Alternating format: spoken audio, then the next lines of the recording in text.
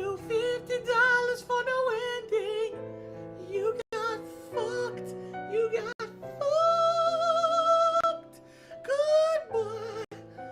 Mecha Naruto, goodbye. We loved you for 2 hours. Now we'll never see you again. Oh no. Oh yeah. This manga went on for 10 years too long. Oh yeah. But you still read that shit anyway, yeah, baby. There will be people who say that this was a good story. It was not. Oh no, this was awful. Oh, look, 5 or 6 slideshow scenes from this horrible story. Who made Mecha Naruto? Who fucking knows or cares? Yes. $50 and you don't even get a story resolution. Oh yes. Mecha Naruto, you suck. You suck. Why do you exist? You suck so hard. Please burn in hell, Mecha Naruto. Please, and whoever wrote this plot, you should also suck a fat one, yeah. Screw you. Screw you. Shonen Jump, screw you. And the developers of the game, screw you too. Yes, you paid so much money to play this game. It sucks. Yes, it sucks. $50, no ending. Fuck you. Yes, fuck you. Oh yeah, baby. And now, please play the online mode, which had minor tweaks and a couple new characters for $50. Oh yes. Enjoy your filler game for $50. $50. You could have rolled it and smoked it. You could have got drunk or got a really cheap hooker to do all kinds of things to you. Instead you bought Naruto Shippuden Ultimate Ninja Storm Revolution. Ah, shame on you.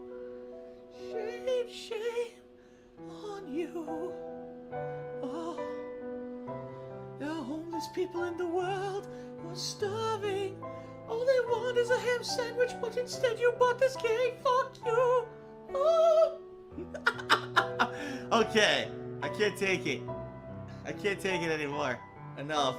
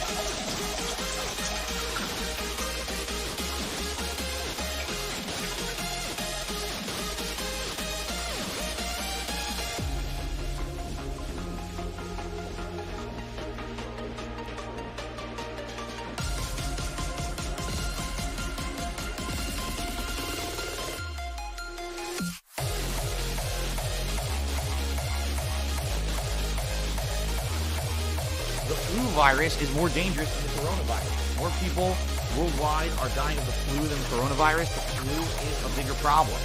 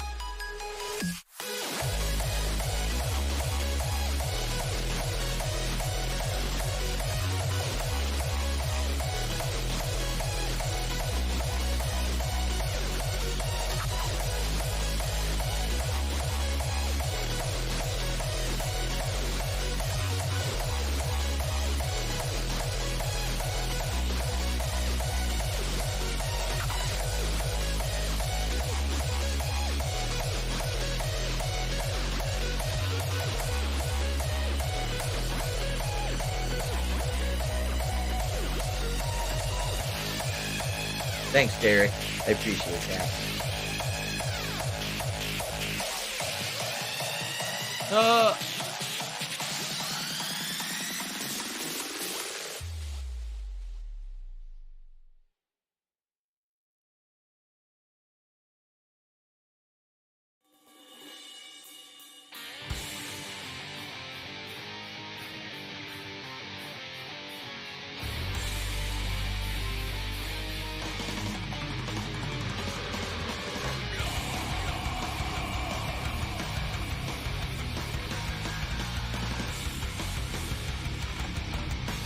My last shot, fly golden arrow. Oh, yeah! Look at that! Whoa! Whoa! Whoa!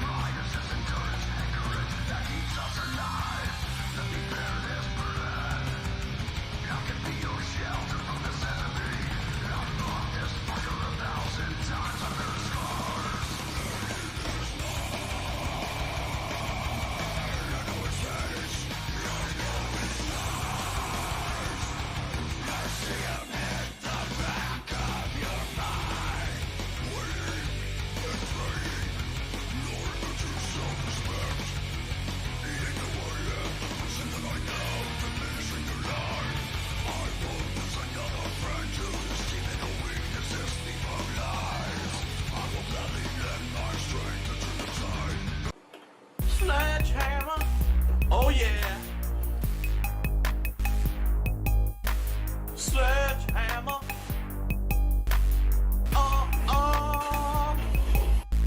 sledgehammer, oh yeah. Stop this! Sledgehammer,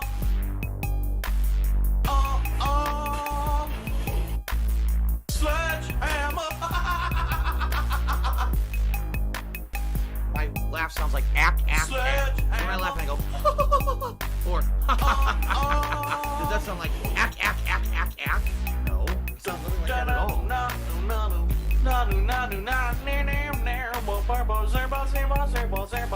I'm coming for you. Oh yeah. Zabadazoo. The soothing suit.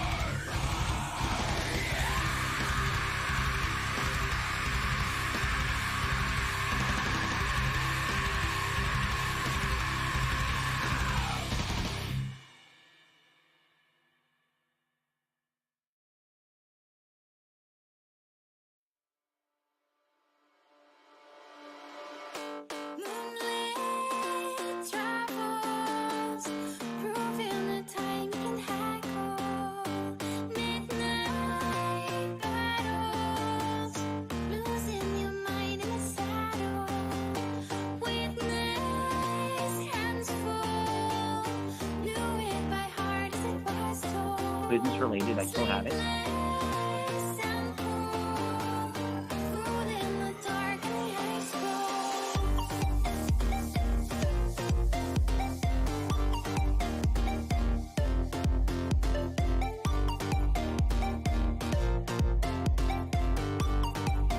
Lock and load, little lizard.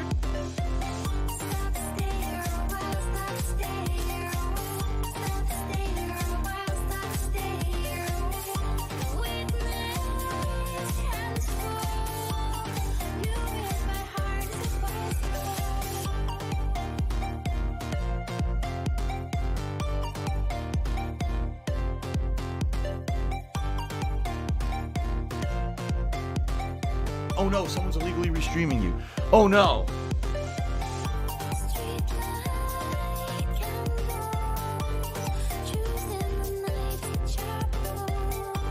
The best way to help me out right now and contribute is by tipping me. Happy holidays, everyone. Chat makes DarkDave's mirror a fun place to mod/chill. Let's keep things going for 2021 and beyond. Pit/.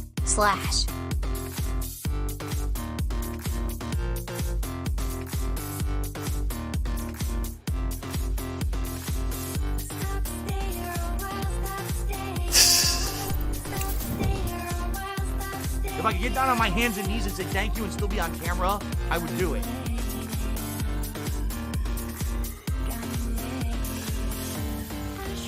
It's Alexander Devine's fault.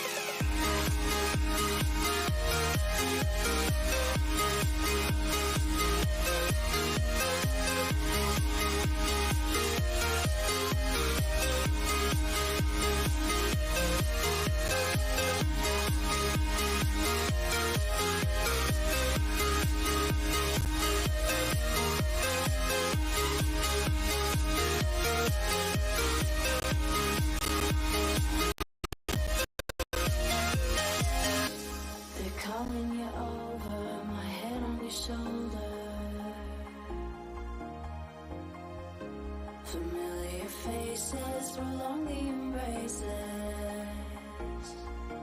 We were all. That is December 24th. I am Darkside Phil. I am Holly and Jolly. And I am ready for a The fun Ziggy Piggy is here. holiday edition of Ask the King on stream here today. I hope you guys are too. Welcome to the stream.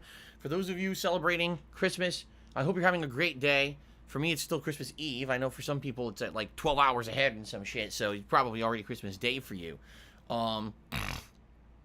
Welcome. Welcome, everyone. Let's talk. Let's talk about a bunch of stuff. First of all, yesterday was my Christmas marathon, my annual event, where I dress up and I drink and I play a variety of games.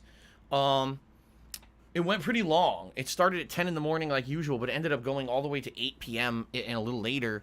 I was beat, man. I was so exhausted by the end of that marathon. Seriously, like, I could barely stay awake for the rest of the day. I was so tuckered out. I basically didn't take any breaks. I took one, like, 25-minute break during the whole thing, and that was it. Like, I didn't take any major break. I didn't eat. So all day long, I had nothing to eat until, like, 9 p.m. It was pretty crazy. But I got mixed feedback on it. Some people actually told me it was one of, if not the best Christmas marathon I had done in years. They liked the variety of games that I played and enjoyed the fact that I was drinking and sharing and being silly with everyone in chat. Others told me that the segment of Scrat's Nutty Adventure, the Ice Age video game, actually scarred them for life, and they actually now have to seek professional counseling and or psychiatric help, and that they're going to send me the bills for it. So, it might have been a great event, but it might actually financially ruin me again. I really enjoyed the event. The DSP tries it in particular, the holiday-themed mince pies, right? Oh my god. Mince pies are crazy good. I seriously couldn't believe how good they were. I was shocked. One of the best things I've ever done. I'm not even exaggerating. I tell you, now I'm not drinking today. Those mince pies were some of the most tasty things I've ever had on DSP Tries It in the over 10 years I've been doing that series. They were incredibly flavorful. Okay? So, if you missed any of the marathon, the pre-stream and the gameplay is featured right now over on DSP Gaming on YouTube. You can watch that at your leisure. The special holiday DSP Tries It is over on my vlogging channel, The King of Hate Vlogs. Sadly, I don't think many people knew that. And so I was looking, I was like, wow, like no one watched this overnight. I don't think anyone realized that I had uploaded the vlog to the vlogging channel. Or excuse me, the DSP Tries It to the vlogging channel. Because I didn't tweet out last night. I was so pooped. I didn't tweet out when anything went live on YouTube. I was too tired. So, give it a look when you get a chance. But just prepare yourself. If you watch the Scrat's Nutty Adventure segment, you may actually need some help afterward. Apparently it was that bad of a game. And it's hilarious because people ask me. There's a guy who in the stream chat, his name was Play Scrat's Nutty Adventure. Since the day the game released in October 2019 until yesterday, this guy campaigned for me to play the game. I finally played it. It's one of the worst fucking things ever. It's so boring. One of the most boring games I've ever played. Low frame rate. It was real bad. It was seriously bad. So anyway, I hope that you guys will enjoy it if you were not here live. What's up? What's up, Daner? Good to see you today, Daner 2013. Welcome. Anyway, what's done is done. I'm sorry for the emotional scarring I may have caused you. Today is Christmas Eve, and I'm not going to be here on stream all day.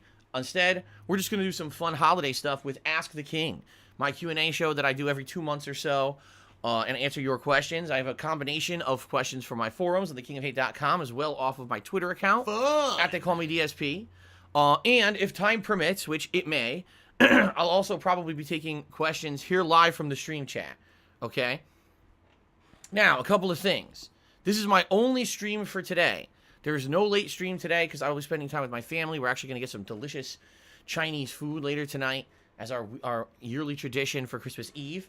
We're excited for that. And, probably watching Christmas-themed stuff tonight. I'm thinking maybe we'll watch, like, maybe The Grinch or Charlie Brown Christmas or maybe The Muppet Christmas Carol. We're going to watch something tonight for sure to celebrate Christmas Eve. I'm also going to belch disgustingly into the mic. I'm sorry, guys. It's very disgusting. Good stuff. So no second stream today, all right? So that means this is it. This one stream is it. If you guys would like to contribute to support my content, please do during this stream. As you guys know, I am an independent content creator. I am not partnered with anyone. I am not in an exclusive streaming contract with Twitch or anyone else to get paid for this, and I don't have any sponsorships. You guys are the ones who support my content. I appreciate everyone who does. Yesterday, you guys were very supportive on the Christmas Marathon. Thank you for that. I'm not streaming tonight, and by the way, I'm also not streaming on Christmas Day tomorrow. So, if you support me today on this stream, that is very much appreciated to make up for the fact that these are streams that I usually would do and I'm not doing. All right? You can cheer, sub, or tip. All those things are greatly appreciated. All right? I prefer tips right now. That's stuff I can use in the short term to pay bills and the like. All right? Today, yes, there will be rewards for tipping. Yesterday, there were not.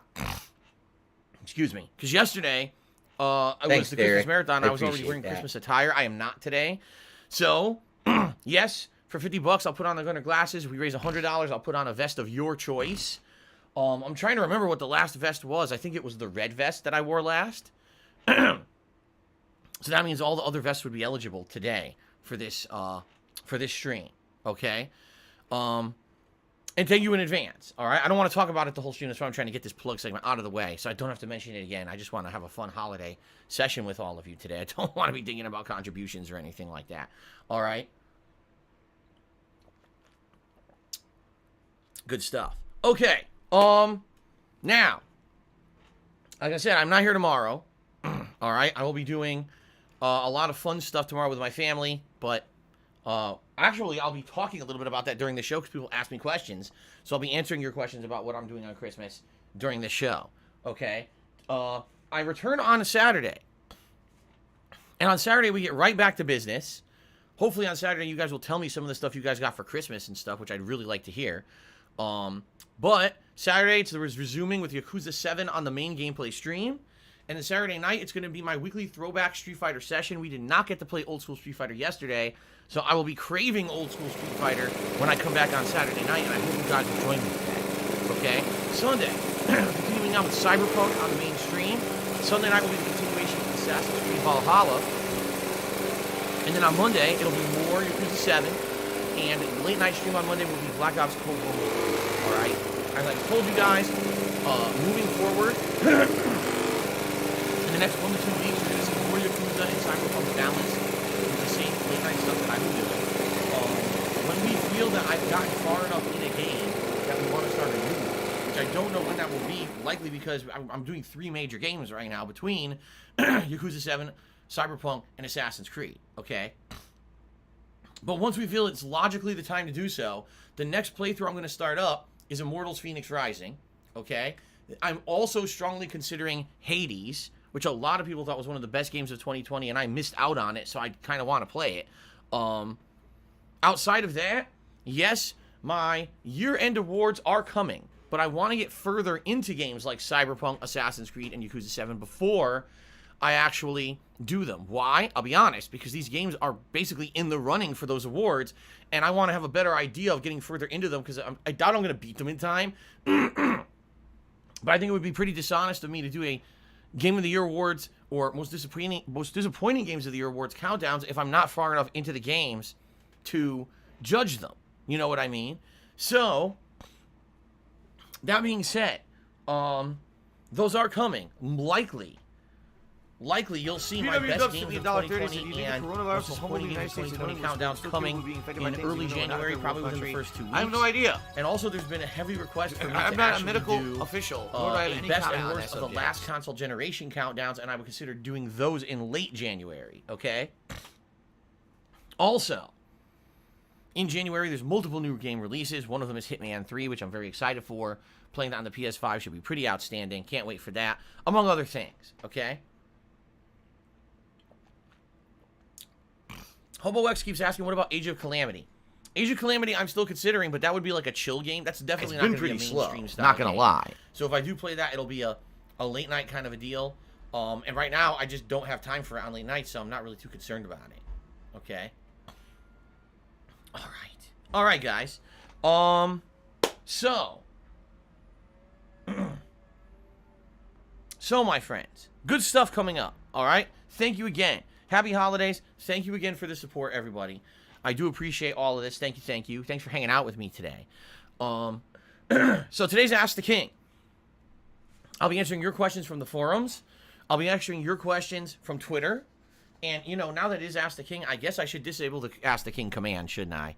Considering that the window to submit your questions is now closed. I guess it would make sense to disable that command right now so that no one is still trying to submit questions when they won't be able to. So here we go. Ask the King. Here, we'll disable this one. Actually, I just got to delete it. Yeah, delete it. Ask the King. Okay, and then I got to go to timers. And delete the auto timer for Ask the King as well. There we go. Disable. Okay, good. So now no one will be seeing that spammed in the stream chat any further. Okay. Oh, excuse me. Alright. Alright. So, ladies and gents. Good stuff, right? I'm trying to think if there's anything else I really want to talk about before we get to other stuff. You know, gaming news-wise right now, there's pretty much nothing. Yeah, it's pretty much nothing going on in gaming news right now. It's the end of the year, all the games are closed, so holidays, no bother. The only thing going on right now in the United States is absolutely nuts, and I'm not going to talk too much about it because it is politics, but our government is completely failing us again, if you can believe it.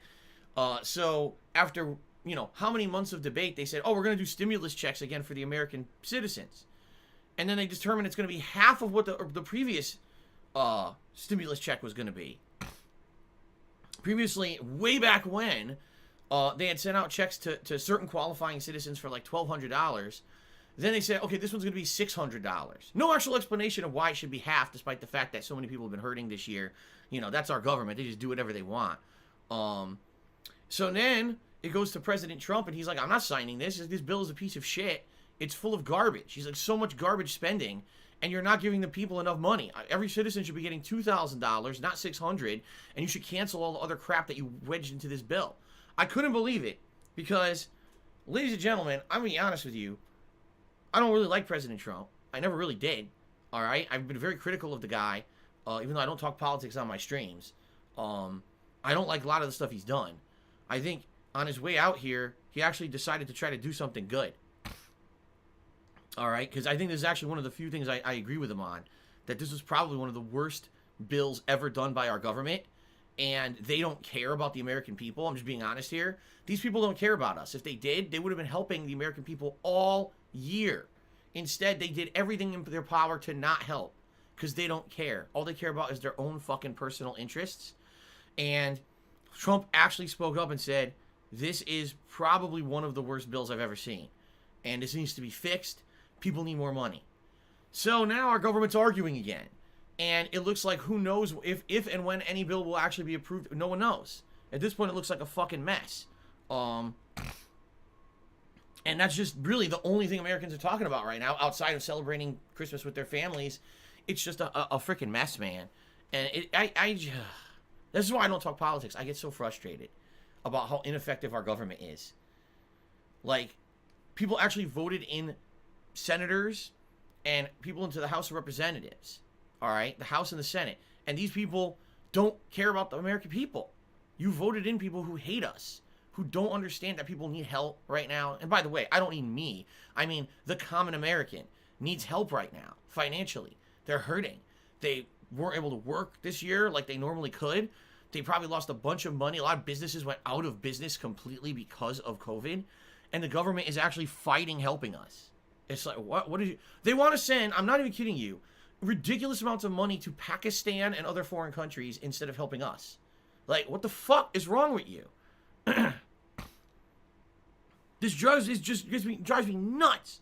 And I almost never, ever talk about politics. But this is all that's in the news these days, because it's like, it's the end of the year. You would think during Christmas our government could actually, like, try to help the people. Nope. Still can't do it. Still can't fucking do it. Anyway, I'm just getting this off my chest because I'm so frustrated. Hopefully the government will do something. And hopefully it'll happen within the next week. Because Americans want help. They deserve help. It's not fair that Americans aren't getting help. Okay? All right, I'm done talking about it. Seriously, I'm done talking about it now. I got it off my chest. I hate the whole situation. I can't wait to hopefully have more news to talk about on Saturday because I just want something else to talk about. There's nothing else going on. I was so pissed off. Okay. All right, guys. So, thanks for putting up with that rant. All right. It's none of anyone's business. Some shout-outs. Let's do shout-outs for people who have contributed. Update the leaderboards. Get a little bit of fun discussion going before we start with Ask the King.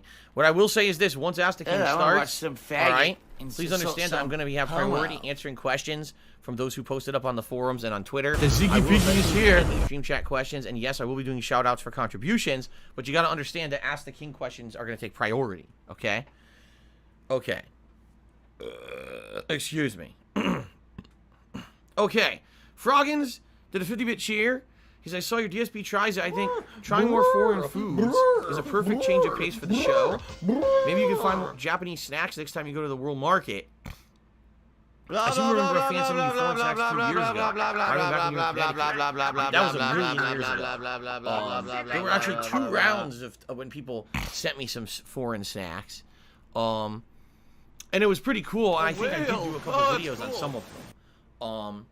Actually, when I was at World Market looking for something for DSP Tries It, there was a box there. And it was called, like, the Japanese snack box. Give her a pill. And I was like, oh, this could be that's neat. it, I opened because you're this just going to box waste and our I tried time a few again. of the snacks live on stream. That could be something neat for DSP Tries It. It was $65. And I said, that is not good for What's DSP in the Tries It. box? That is What's in the ridiculously box? overpriced. I don't care what's in that box. There's no way it's worth $65. I'm So I didn't get it. Japanese. I am aware that there are snack things that you can do. Like, there's other things probably at World Market that I could do for a DSP Tries It that'd be very unique and interesting and different than just doing fast food. I'll be honest with you guys. I am pretty much 100% tired of doing fast food on DSP Tries It. someone Not had to too say much that every chili once at in a while Wendy's. there might not be something that intrigues me that I would want to do on a DSP Tries It, but I am so tired of doing fast food all the time. I mean, I'll be honest. I'm happy in 2020 I did way less. As you guys know, I didn't do it as a regular series. It was only during like a special marathon event or something like that we did it. That's when I did them, and I hope you guys enjoyed the DSP Tries It that I did this year. Be that they were scarce. I think I maybe did 5-6 of them total this year, right?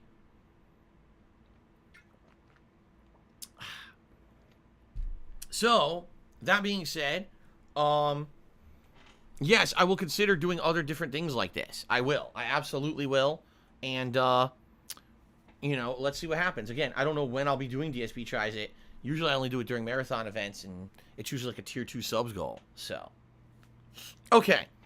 Golden Colts Cheers. I ever thought of enjoying an entire bag of Baby Bell mini cheese wheels, eating them in one sitting, and then feeling like you wasted your money? I've never eaten a Baby Bell cheese wheel in my life. I don't have money to do it. I don't have money to do it. I don't have money to do it. I don't have money to do it. I don't have money to do it. Maybe a few times when I was younger, I would have like crackers with cheese and then maybe like a meat, you know, how you use like a slice of salami or something. Very rarely would I do that. Business related, I still have it. I'm not gonna eat just pure cheese. If I'm gonna have cheese, a slice of cheese on a sandwich or something. I'm not just gonna sit there eating cheese. Too old for that. Be sitting around eating cheese. You do that when you're young. When you're a kid, you need the calcium to grow up healthy. You don't sit around eating piles of cheese when you're 38 years old. All right, just so you know. It's not a good idea. Grow up. All right, Tentacle 2070 got the tipping going today with a $5 tip. Thank you, Tentacle. Lizard. Let's get you on the leaderboard. Then I'll read your message here. Thank you for the very first tip of the day. I appreciate that. Again, guys, this is my only stream for today. All right, normally I would look to get you know, normally I look to hit multiple tips goals and the like over the course of the day. That's not going to happen today. It's only this stream. So if you guys want to support, please support me during this stream. Okay, I would appreciate it. Okay, so Tentacle says the following. Hold on. Thanks, Derek. I There we go. appreciate that. Merry Christmas to you. I've been watching a lot of your videos lately because they help distract the shitty things in life sometimes. I hope you and Jasper and Kat stay healthy in 21. Hopefully in the future you could do a fan meet and greet. Keep it up. I mean, that would be nice if eventually I could. Right now, who knows if and when that's ever going to happen, right? But it would be nice if eventually I could do something like that. Let's see what happens in the future. Okay? Golden Cole cheered again. He said, Phil, I had Wait, I had other what? Hold on a second. Did I screw this up? No, okay, these are 50-bit cheers, and there's a 100-bit cheer coming up. That's why I didn't update the leaderboard yet. Okay. He says, I had other business yesterday midstream. How much beer did you end up drinking? And how high do you think your blood alcohol level got? Well, the first beer I had was the size of about 3 cans of beer. It was giant, that bottle of Old Scrooge, and that was like 8 or 9% liquor content. Then I had So if you're going to be an asshole, you're going going to be treated like an asshole. You're going to be shown the door. And then I had another can of pecan pie, and that was like 8% or 7. No, that was like 6%, I think. And then I had the eggnog.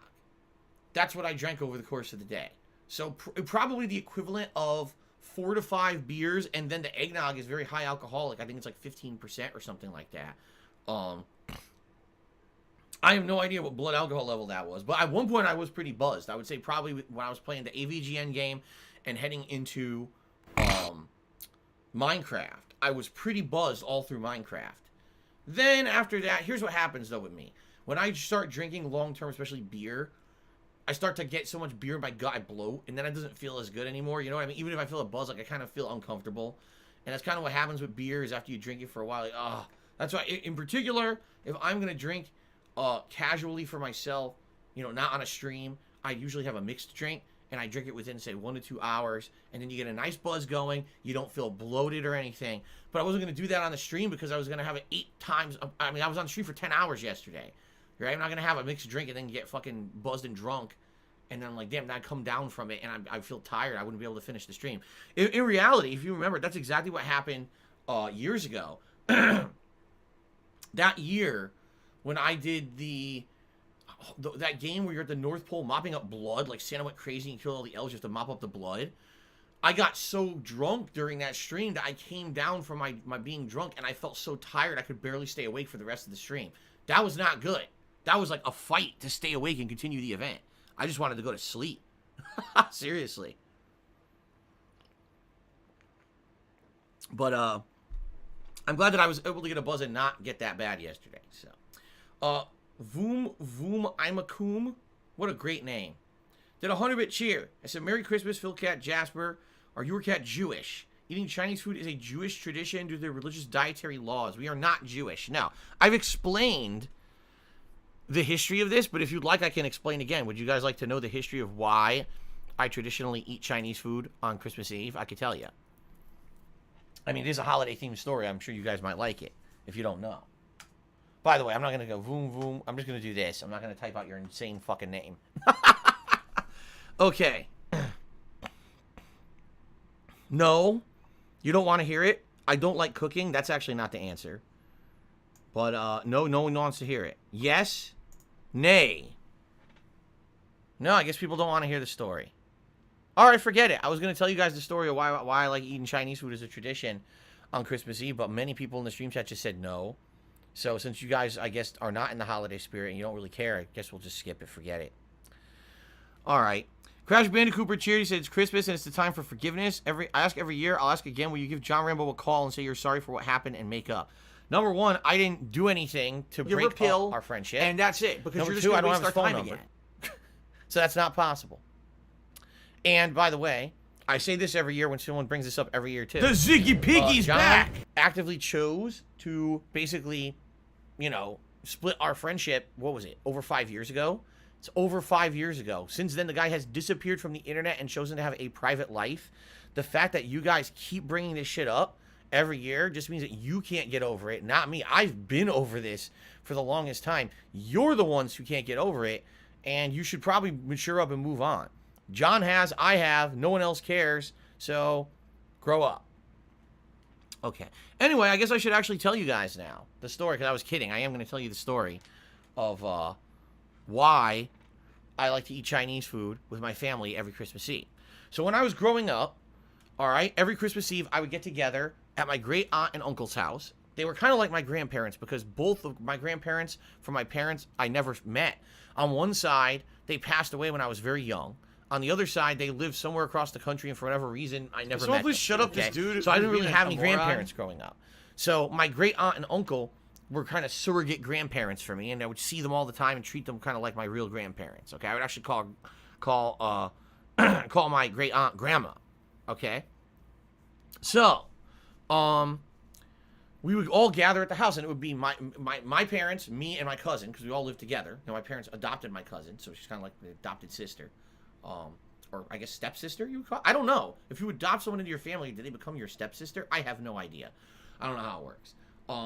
But then it would be my godparents and their 3 daughters. Do you want to play the fucking uncle, game? And then the parents of my godparents would come over. So it was a big family gathering. And we would do this every year annually on Christmas Eve. What would actually happen was usually we would go to like church. Because, I was raised Roman Catholic. And so we'd go to church. And then after church, we'd go over my great aunt's house and have this big family gathering. And it would include a dinner, big family dinner, and as well as present opening. What would happen is my great uncle would actually dress up as Santa Claus, and he would come out with a big sack of toys and give it out to all the kids. Because again, it would be me plus my three second cousins who'd all get presents. And it would be fun. We'd have Christmas music and everything. It'd be really, really fun. Okay. And it was a good time. And I actually talked about this yesterday during my Christmas event. That back then, of course, you're a kid. And when you're a kid, you're like, I don't care about this. I just want to go home and get all my presents that I'm getting from Santa. And why do we have to do this every year? Right? Like, it would always be this kind of a deal. Well, now I miss it. Grow up. Because I kind of wish now that I had a big family and I could hang out with them every Christmas. That would be pretty nice to have. And I don't have that, And that's okay, because not everyone can have that. But, it kind of makes me feel like I took it for granted back then. You know what I mean? Excuse me. It does. It makes me feel like I took it for granted and that I didn't really understand how important it was because I was a kid, right? So what ended up happening was this went on for many, many years, almost into my early teen years. Every year we would get together as a family on Christmas Eve and do this. So that was my Christmas Eve dinner. We would all get together and have some kind of, food or whatever. Well, I don't even know what happened. But at some point, there was a very big falling out in my family. Now, I don't know what the actual specifics were. I don't know what caused it. I'm just assuming as my cousins got older and became teenagers that there was angst and stuff between the family members. I don't know. I actually have no clue what this was that happened, that everyone started to, stop talking to each other. All right? So, at one point during this time, my parents were like, we're not going over there for Christmas Eve. There's no Christmas Eve gathering this year. Like, damn, what are we going to do? Now, one of my dad's absolute favorite Christmas movies is A Christmas Story. For those who've never seen the movie, one of the major plot points over the movie is that they're preparing Christmas dinner. And at the very end of the movie, when they're going to eat Christmas dinner, which is a giant turkey, a bunch of dogs barge into the house and eat the fucking turkey. Now the family's like, what the hell are we going to do for Christmas dinner? We have no Christmas dinner. Well, what food places are open? Chinese food, because Chinese people don't celebrate Christmas the way that we do. I mean, some of them do. The Americanized Chinese people do. But culturally in China, they don't have a Christmas. So their businesses are usually open on Christmas Day.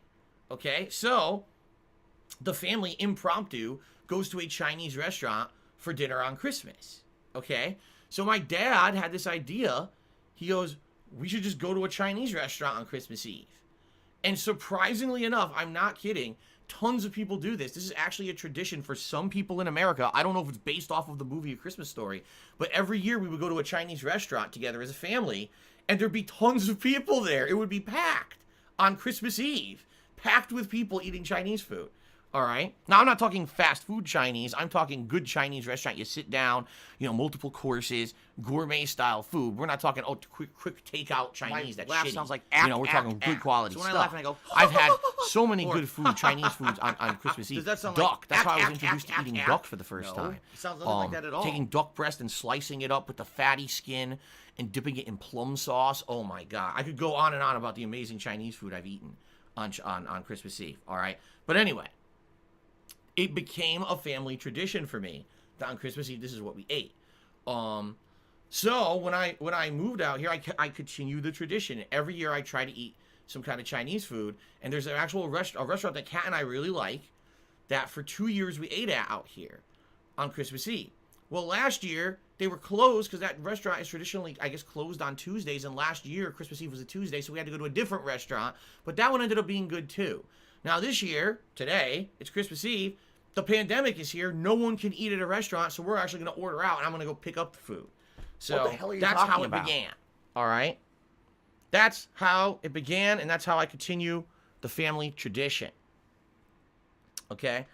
By the way, I apologize in advance, guys. We've already got fake tips coming in today. If you can believe it, it's Christmas fucking Eve. Okay? It's Christmas Eve, and I'm getting fake tips right now.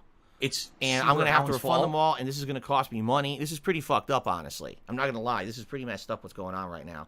It's Christmas Eve, and that people have to do this shit. I'm pretty upset right now. I don't want to sit here and have to audit tips, but it's already happening. I can't fucking believe it.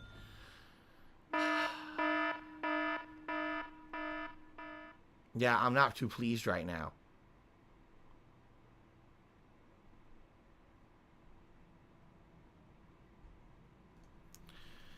Yeah, I know. People are like, on Christmas Eve, it just never ends. This is what I mean. These people who are malicious, all right? They will do this. I need every that day. money. You know I what really I mean? do. Like, I they need never that money give up, man. to pay my bills. They just don't care. These people will come in here and do this messed up stuff every day. And this is the last thing I wanted to do today was have to audit tips and then find out that they're fake, but this is happening right now. So FYI, I'm going to do more shout-outs, okay? I am going to do more shout-outs here, but there's 2 tips that just came in. One is from Subpotent Joker, and one from Jax Raxer. Now, Jax Raxer is an actual frequent stream viewer who tipped me a big tip the other day, and that's probably why this person is impersonating them, all right? Because I get the feeling this is not them, all right? And I don't know who the hell Subpotent Joker is. I've never heard of you. But if either Jax Raxer or Subpotent Joker is here and in the stream chat, if you could tag me and let me know, yes, these tips are legit. Otherwise, I'm almost positive this Jax Raxer tip is completely bogus. All right? So, we'll see in a minute. Okay? But anyway, let's get through these other shout-outs before we get to this. I mean, yeah, can you believe that these people have nothing to do today, that they're actually going to pull this today? Right? Can you be the lowest of the fucking low? All right, anyway. Guitar Player 1939 has gifted a subscription to Hamburglar Hank. Congratulations to the Hamburglar Hank. And thank you, Guitar Player. I appreciate that. Chimera Dog has cheered and said, when are you going to play Divinity Original Sin 2? I mean, I've explained this a million times. I guess I'll explain it again. Divinity Original Sin 2 is going to be an incredibly lengthy, incredibly time-consuming playthrough. We know this. We know these lengthy RPGs are just nuts, okay?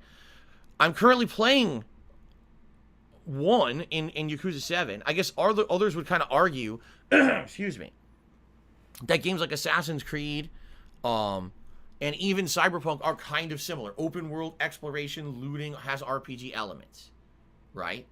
So that being said, likely,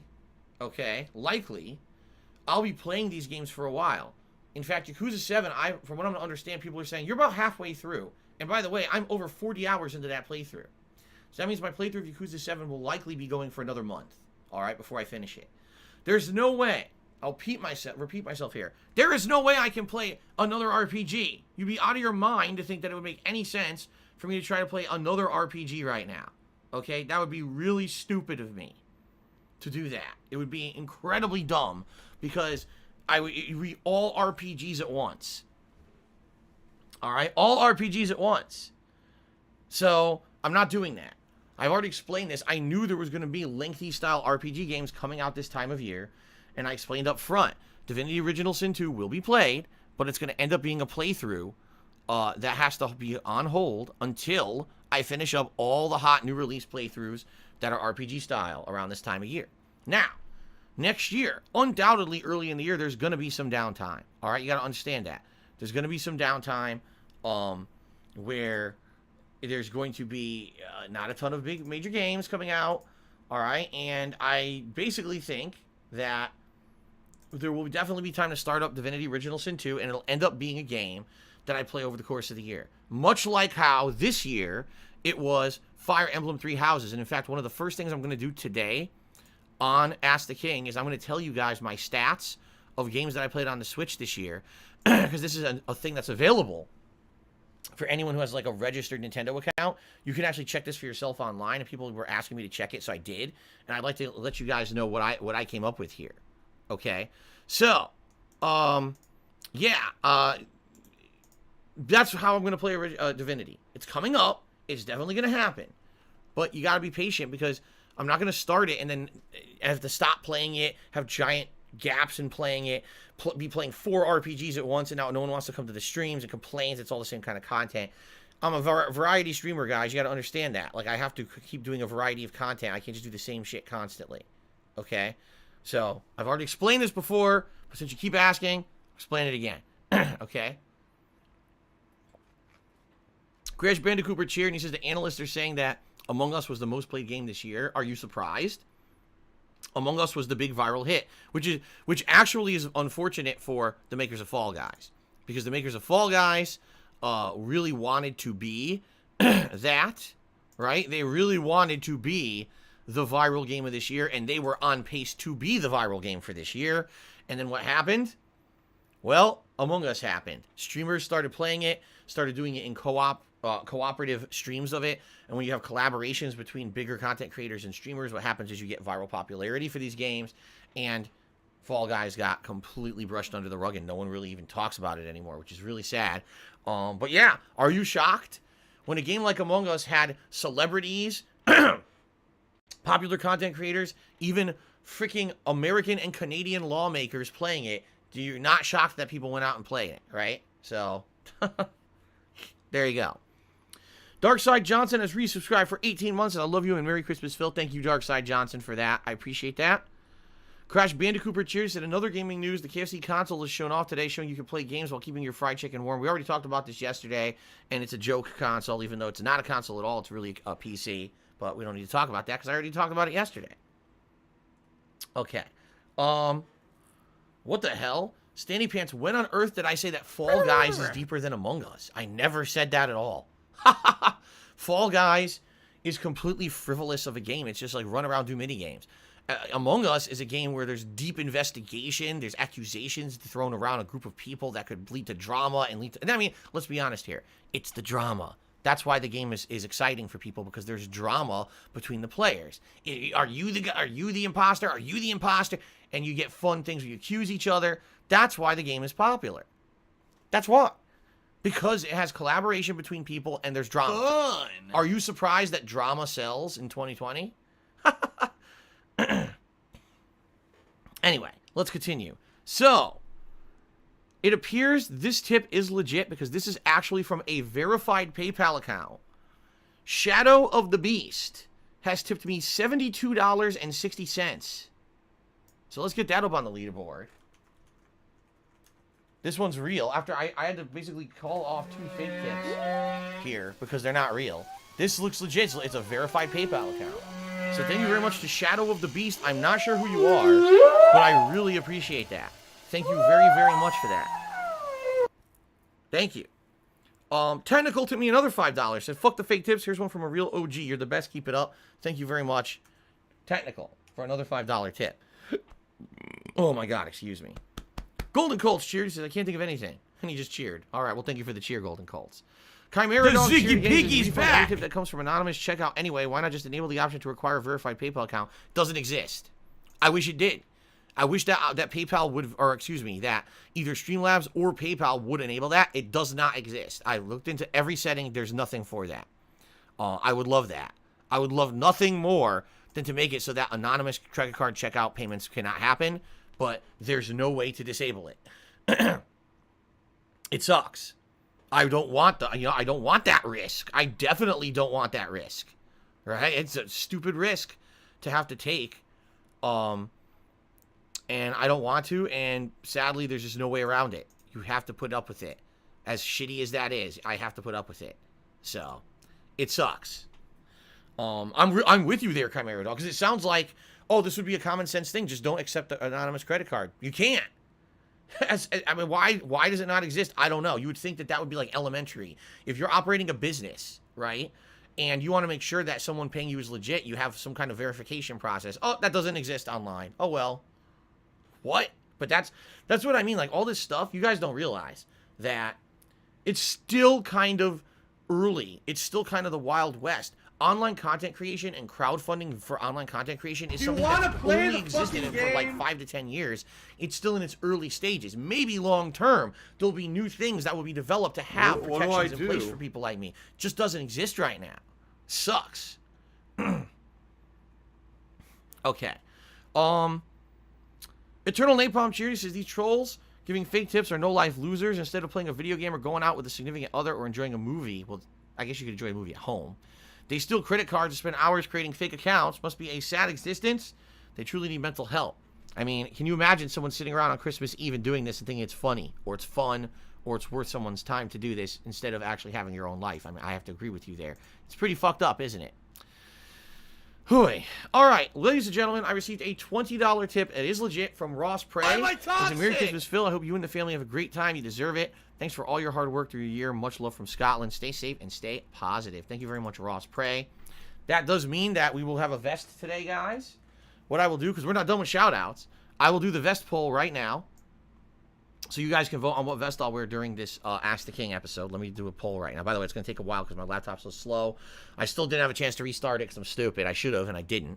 So now it's running like super-duper slow.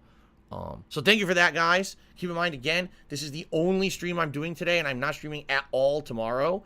So any contributions during today's stream are much appreciated to help make up for the fact that there's 3 streams normally I'd be doing that I'm not doing this week. So thank you in advance for your any contributions. All right. So here we go. Question. Which vest? Oh my god, it is so slow. I type which vest and the whole thing locks up and then it populates like 10 seconds later.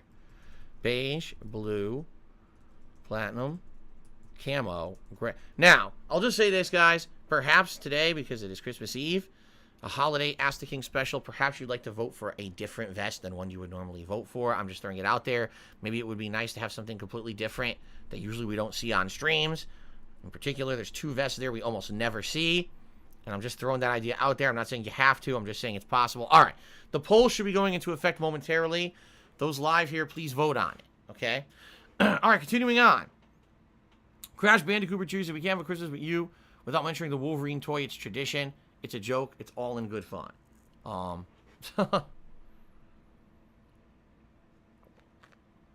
I don't take offense at anyone referencing the Wolverine toy. That's a story that I told many years ago. And I offer that willingly to people. I don't find it offensive. For some reason, idiots think that it's like offensive to me, and like I'm so upset that people would bring up the Wolverine toy. I don't care. I think it's silly. When I told the story about the Wolverine toy, I told it as a cautionary tale to potential parents, saying, you know, you never know what's going to happen if your kid absolutely wants something all year. Get it as early as you can and just hold it till Christmas when they're going to get it as a present. Don't wait, because you don't know, especially with the current state of the world, what's going to be available when. You know what I mean? And that's what happened with that story. What I was trying to get the point across was, this was a Wolverine toy that I, as a kid, had wanted much earlier in the year. My parents could have just bought it then and held on to it all year and gave it to me for Christmas. Instead, they procrastinated, and then they couldn't get it to me for Christmas, and I was very upset as a kid. I was trying to help potential parents. People took that and spin it. See, Phil as a kid was a petulant brat who only wanted one toy for Christmas and didn't even get it. He hates his parents now. It's like, what the fuck? Just like everything. It's hilarious. They say, I'm a cult leader. No, you are. You take every story that I tell and you spin it to be some insane drama nonsense that's not what I was talking about, because you're the actual cult leaders. You perpetuate a cult of drama around me so that then people will watch your garbage content and you can actually justify the fact that you slander me on a daily basis by vilifying me, taking an innocent story about my childhood Wolverine toy and turning it into a way to vilify me. You're the cult leader. You're actually making people hate me through slander, misinformation, and complete nonsense. Crazy conspiracy theories, just insane nonsense. And you make out by doing it, by making people stupid. All right, and getting stupid people to think this is real because drama that you fabricate, you get people to watch your garbage content and pay you money. It's pretty fucked up. But yeah, what an innocent story about a silly action figure that I didn't get for Christmas. And I'm trying to help people out and be like, listen, guys, you're gonna have kids. You know, just get something early. You'd be shocked how happy a kid would be to just get what they wanted all year for Christmas. You know, and you know they'd be so grateful. And the fact that then you put yourself into a stressful position where all your kid wants is one thing you can't get. I mean, this is literally the Turbo Man doll story from Jingle All the Way. This is 100% the Turbo Man story from that movie where Arnold couldn't get the action figure for his kid because he procrastinated. And I lived that story. I didn't make it up. I lived that fucking story. Okay. Spartan King has gifted a sub to PW Dubs. Congratulations, PW Dubs, and thank you, Spartan King. Well, no surprise, people voted for the Platinum Vest, so I will put that on as the camera goes on. I guess it's Platinum Vest time for Christmas Eve because people are just completely unoriginal. Golden Colt has done a 60-bit cheer. Thank you very much. Spartan King cheered again. He says, Derek said, he agrees with me what I said earlier about Chinese restaurants filled with customers on Christmas Eve. It is here in Toronto. I've been to many Chinese restaurants. I would see a lot of customers ordering dim sum and very popular here in Canada. Dim sum. I never had dim sum, actually. Or did I? Okay, what exactly is dim sum? What exactly is dim sum? Because I think I'm misunderstanding what it might be. If someone could explain, then I'll tell you if I've had it or not. It sounds good. If it is what I think it is.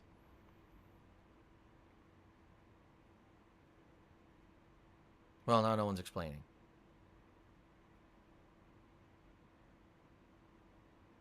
It's dumplings and small plates. Oh, okay. You know what? We have a restaurant just like that. Oh, my God. Oh, what's it called? I can't remember. There's a restaurant in our local mall where it's a specialty dumpling restaurant, and I can't remember the name of it. We've only been to it like once. The one time we went there, we got these little pork dumplings, but in the top of the dumpling is like a shrimp. So you bite it and you get a shrimp, and then you bite into the dumpling and you get the freaking pork. It's really good, but it's kind of pricey. Okay. Richard Link did a 101-bit cheer, which is the biggest cheer of the day so far. It says, really glad you played the AVGN game. I hope you keep playing it. Have a Merry Christmas from me and Elmer. Thank you very much. You are the top chipper now. Not top chipper. The top cheerer now, Richard Link. I don't know why I said top chipper. Yes, thank you for the top cheer of the day. And I was I really enjoyed the AVGN game. Okay, I did. I had a lot of fun with it. And I don't know if you guys liked it, but it felt like a combination of Mega Man and kind of like Castlevania with a few kind of shooter style things kind of crushed in there as well. So it felt like a cool retro hybrid game. And the fact that it did have references, I actually enjoyed the references to old school video games more than I actually enjoyed the references to the Angry Video Game Nerd. Even though I understood them, like the Bimmy and Jimmy reference and stuff. I mean, those are from the old episodes of AVGN, so I got those references. But I thought the game was very good. I would definitely be willing to play it again and continue it as a playthrough if you guys ever wanted to see that. Okay? Crash Bandicoot cheered, and he said, now that the year is nearly over, what's your most anticipated game for 2021? Is it God of War 2, Horizon 2, Far Cry 6, Resident Evil 8, or Gotham Knights? Out of those five, it's a tie between God of War 2 and Horizon 2. Far Cry 6, meh. Far Cry is the same formula over and over. It may look great on PS5, but I'm not expecting much. Resident Evil 8 doesn't even look like Resident Evil anymore. That game just doesn't look like RE to me at all. Maybe it'll be a good horror game, but I don't know. I guess we'll see. Gotham Knights, meh. It could be good, it could be bad. It's by the same people who made Arkham Origins, which I hated. So I don't know if I'm really going to like that game. But God of War, are you kidding me? God of War 1 was my favorite game of 2018. Obviously, I'm stoked for the sequel. And Horizon Zero Dawn 2, here's the thing. I didn't love the first game, but I get the feeling the sequel is going to be much better. I'm serious. I got this vibe that this sequel is going to be outstanding. And, of course, it's going to be running on the PS5 hardware. It's going to look amazing. So I'm actually really excited for that game. So I would say those are my top two so far. Out of the ones you mentioned, those are the top two for 2021 that I'm anticipating. Okay. Josh Hushel and Cigars, it's good to see you. He just cheered and said, it's Chinese brunch. They push carts with food cooked in bamboo bowls. Popular dishes are chicken's feet, shrimp dumplings, and sui ma. I don't know what the hell sui ma is. So dim sum is basically steamed food in those bamboo containers. And it could be dumplings, but it could be other things as well, is what you're saying. Gotcha. Now I understand dim sum. Cool. That's good that it could be a variety of stuff, too, instead of just a single thing. I like that.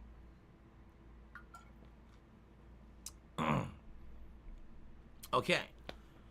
All right, guys. So thank you so far for your contributions. Let's do shout-outs for the top contributors. We've got, hold on, Top cheers of the week so far. In 10th place, Critical Red. In 9th place, Golden Colts. 8th place is Yoshino Lover. 7th place, Smegma Poo. 6th place, Timbo Slice. 5th place, Ripley Atomic. 4th place, Lights for Soul. 3rd place, Rob on Wheels. 2nd place, Golden Nobles. And in 1st place, Hallelujah He Reigns, who doesn't exist on Twitch anymore. I already explained this yesterday, so I won't go into it again. But thank you, Hallelujah He Reigns, for all of the contributions over the last several months. It's much appreciated. You helped out me and many others, so thank you. Also, thank you to the top sub-gifters of the week, including Benzol P2, Jom Ann, Golden Nobles, Ultima Cloud 7, Shai LaButt, and Randy O'Butternut, who all gifted a single sub to the channel. Shell Ryukin gifted 5 subs to the channel so far. Cashmere Goat and Diocletian each gifted 6. Thank you guys very much. And Dan's Gaming gifted 100 subs on Monday, only to be mass attacked by my haters on Twitter for it, and now he regrets it because, of course, no one deserves to be harassed for actually doing an act of kindness during Christmas week. But it is what it is. These people are complete wastes of life. And, again, very grateful to Dan's Gaming for that, and I'm sure all of you are as well. Sure Spartan King gifted a sub to Derek. Derek says, dim sum is a large range of small dishes that Cantonese people traditionally enjoy in restaurants for breakfast and lunch. Shumai is steamed pork dumplings. Shrimp dumplings is har gao. Chicken's feet, spring and egg rolls, steamed pork bun. Damn, it all sounds good. Except I never had chicken's feet. I don't know if that's any good. But all the rest of it sounds fucking amazing. Oh my god. All right. Very, very good. All right, so ladies and gentlemen, one final time. Thank you in advance for your support. This will be my only stream of the day. If you want to help support today, make up for the fact that I'm not streaming tonight or tomorrow, please contribute during today's stream. I would appreciate that. But also remember, this is an Ask the King episode, so I'm going to answer questions first from the forums and from Twitter people. Then I will get to open questions in the stream and also do shout-outs for contributions. So please understand it's going to be a mix, okay? If you contribute, I may not immediately give you a shout-out because I'm going to be in the middle of answering questions from other people. All right? All right. Oh, hold on. Crash Bandicoot Chitty said, I've been told by local news and retailers PS5s won't be available until March because of pre-order backlogs. Are you kidding me? It's not fair, average people. And I'm not going to give scummy scalpers $1,000 for one. I refuse. And good on you. Do not. Seriously. Because all that will do is perpetuate the process and make people think that it is worthy and profitable to do that. What you want to know what really pisses me off? There's still motherfuckers, content creators, on social media, and they're posting up pictures. Yo, I still got 10 PS5s and I'm going to give one away every once in a while. It's like, dude, you're a piece of shit. You're a selfish ass motherfucker. You're rich, obviously. That's why you could afford 10 PS5s to begin with. You had people pre-order them for you. You didn't sit there and do it yourself. You paid people to sit there in queues and pre-order 100 PS5s for you. Then you bought them all and you're hogging them so that you can slowly give one away to each viewer to make you look good. You're a garbage, selfish fucking person. There's people out there who deserve to have them and can't even buy them. There's kids this year at Christmas who want a PS5 and can't get one because of your selfish, hoggish ass. And you should go fuck yourself this Christmas. There you go. Okay. Anyway, ladies and gentlemen. Let's take a very brief break. I just got to take a leak. That's it. I'm going to take a leak, and then we're going to get started here with Ask the King. Okay? All right. I will be back in just a moment with Ask the King. And it should be fun. Like I said, this is cool. It's a mix of questions. Some are very holiday-themed, some are not. But it should be a good time. Thank you, guys. I'll be back in just a minute. All right.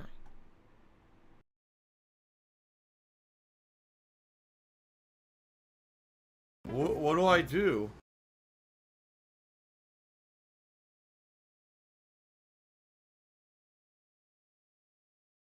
What do I do? What do I do?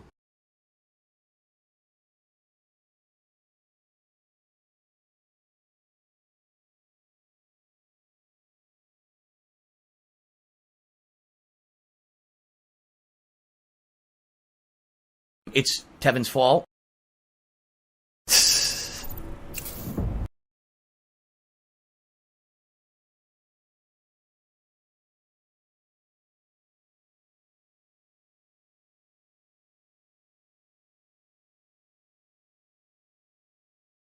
A whale! Oh, that's cool.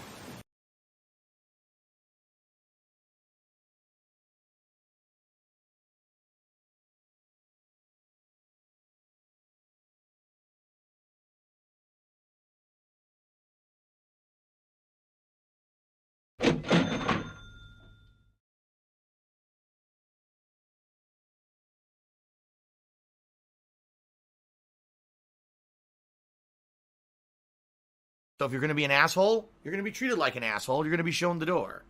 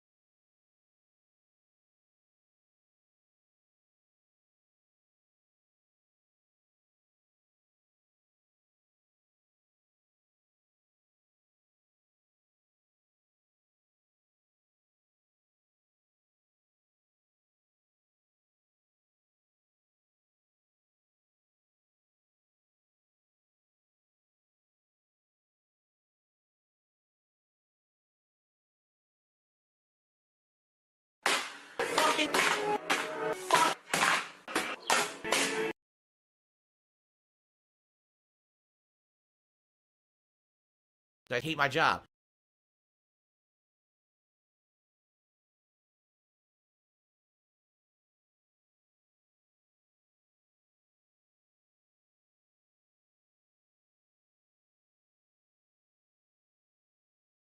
Looks like someone had too much chili at Wendy's.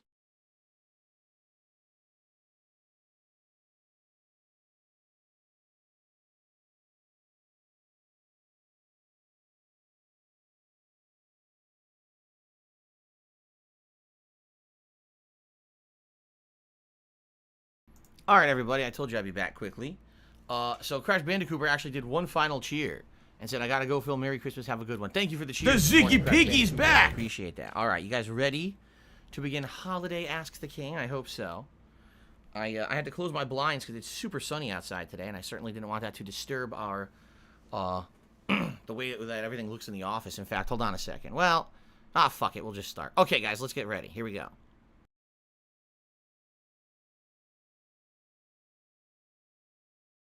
YouTube mode on.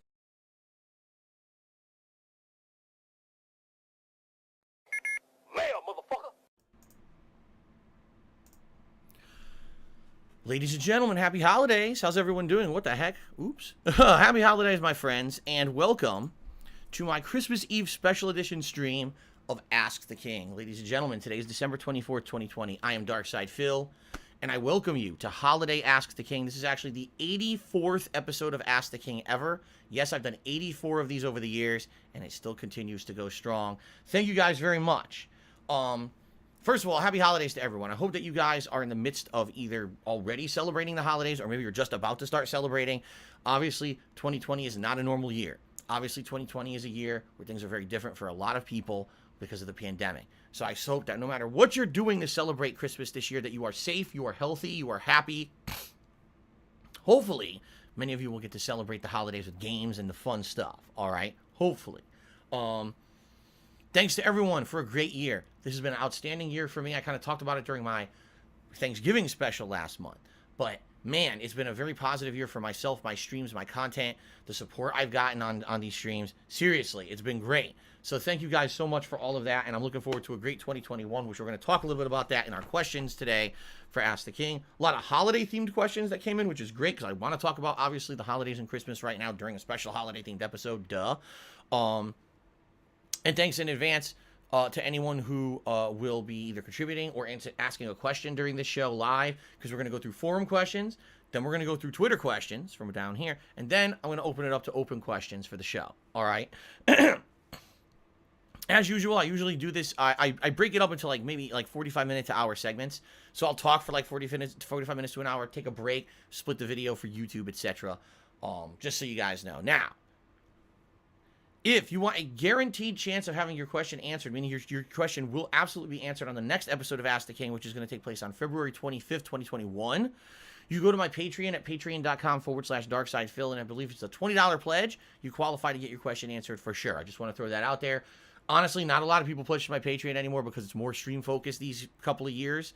But just throwing that out there, some people do every once in a while like to get their questions answered for sure on the show, and you will if you could do the $20 pledge to my Patreon. All right. Also, already the link is up. You can already post up questions for the next episode of Ask the King in 2 months. I'll obviously put a command for that into the stream chat of my streams when we probably hit February. But you could do it already. And in the description of this video on YouTube, I'll put the links and you can actually post up your questions. Fair enough? Okay. Ladies and gentlemen, let's do this. Holiday Ask the King. Thanks, everyone, for a great year. And let's get to answering your questions. All right. The first question. Said, hey, Phil, I've been a while since I last sent you any kind of a question and watched your content. I started watching your content way back in 2010. Heavy Rain, of course, was the playthrough. It was a fan favorite at that point. I'm 23 now, and over the years, I've gained an appreciation for many mediums besides gaming. Music is my current interest, and I just wanted your thoughts on music. A lot of music I'm really into is 60s and 70s rock, and I definitely have a soft spot for 80s, thanks to Vice City. I have some albums on vinyl, and to me, that crackling sound just adds something to the music. One of my favorites being Queen's Night at the Opera album from 1975, and I even have some of my dad's old 45 records from when he owned a bar. I just wanted to ask what your favorite albums or music artists. I myself tend to listen to all kinds of music for the sake of variety. And to me, music feels like the closest thing we have to a time machine, especially when you hear old Beatles takes and recordings when working on a song. Also recommended listening to You Never Give Me Your Money, Take 36. Anyways, I hope this whole pandemic isn't getting you down, and keep on keeping on. Sincerely, Brandon. Growing up, I listened to music that my parents had in the house. Now, my mom was a huge fan of the Beatles, so I listened to things like Octopus's Garden, Maxwell's Silver Hammer, those kind of songs I heard constantly playing throughout my house. Yes, off of records, actual LPs being played on a record player in our home. My mom also liked the big bands from back, I think it was like the first half of the 1900s. They called them the big bands. She liked that kind of music. And she actually had the Woodstock album, all of Woodstock on records, which I maybe heard her play a few times. And I never really liked any of the music on there that much. Maybe Jimi Hendrix, I liked the guitar riffs and stuff, but that was about it. I'm trying to... Oh, that's what people are saying, where's the vest? I forgot to put on... Oh my God, I forgot to put on a vest. Okay, hold on. Let me get the vest since people are freaking out.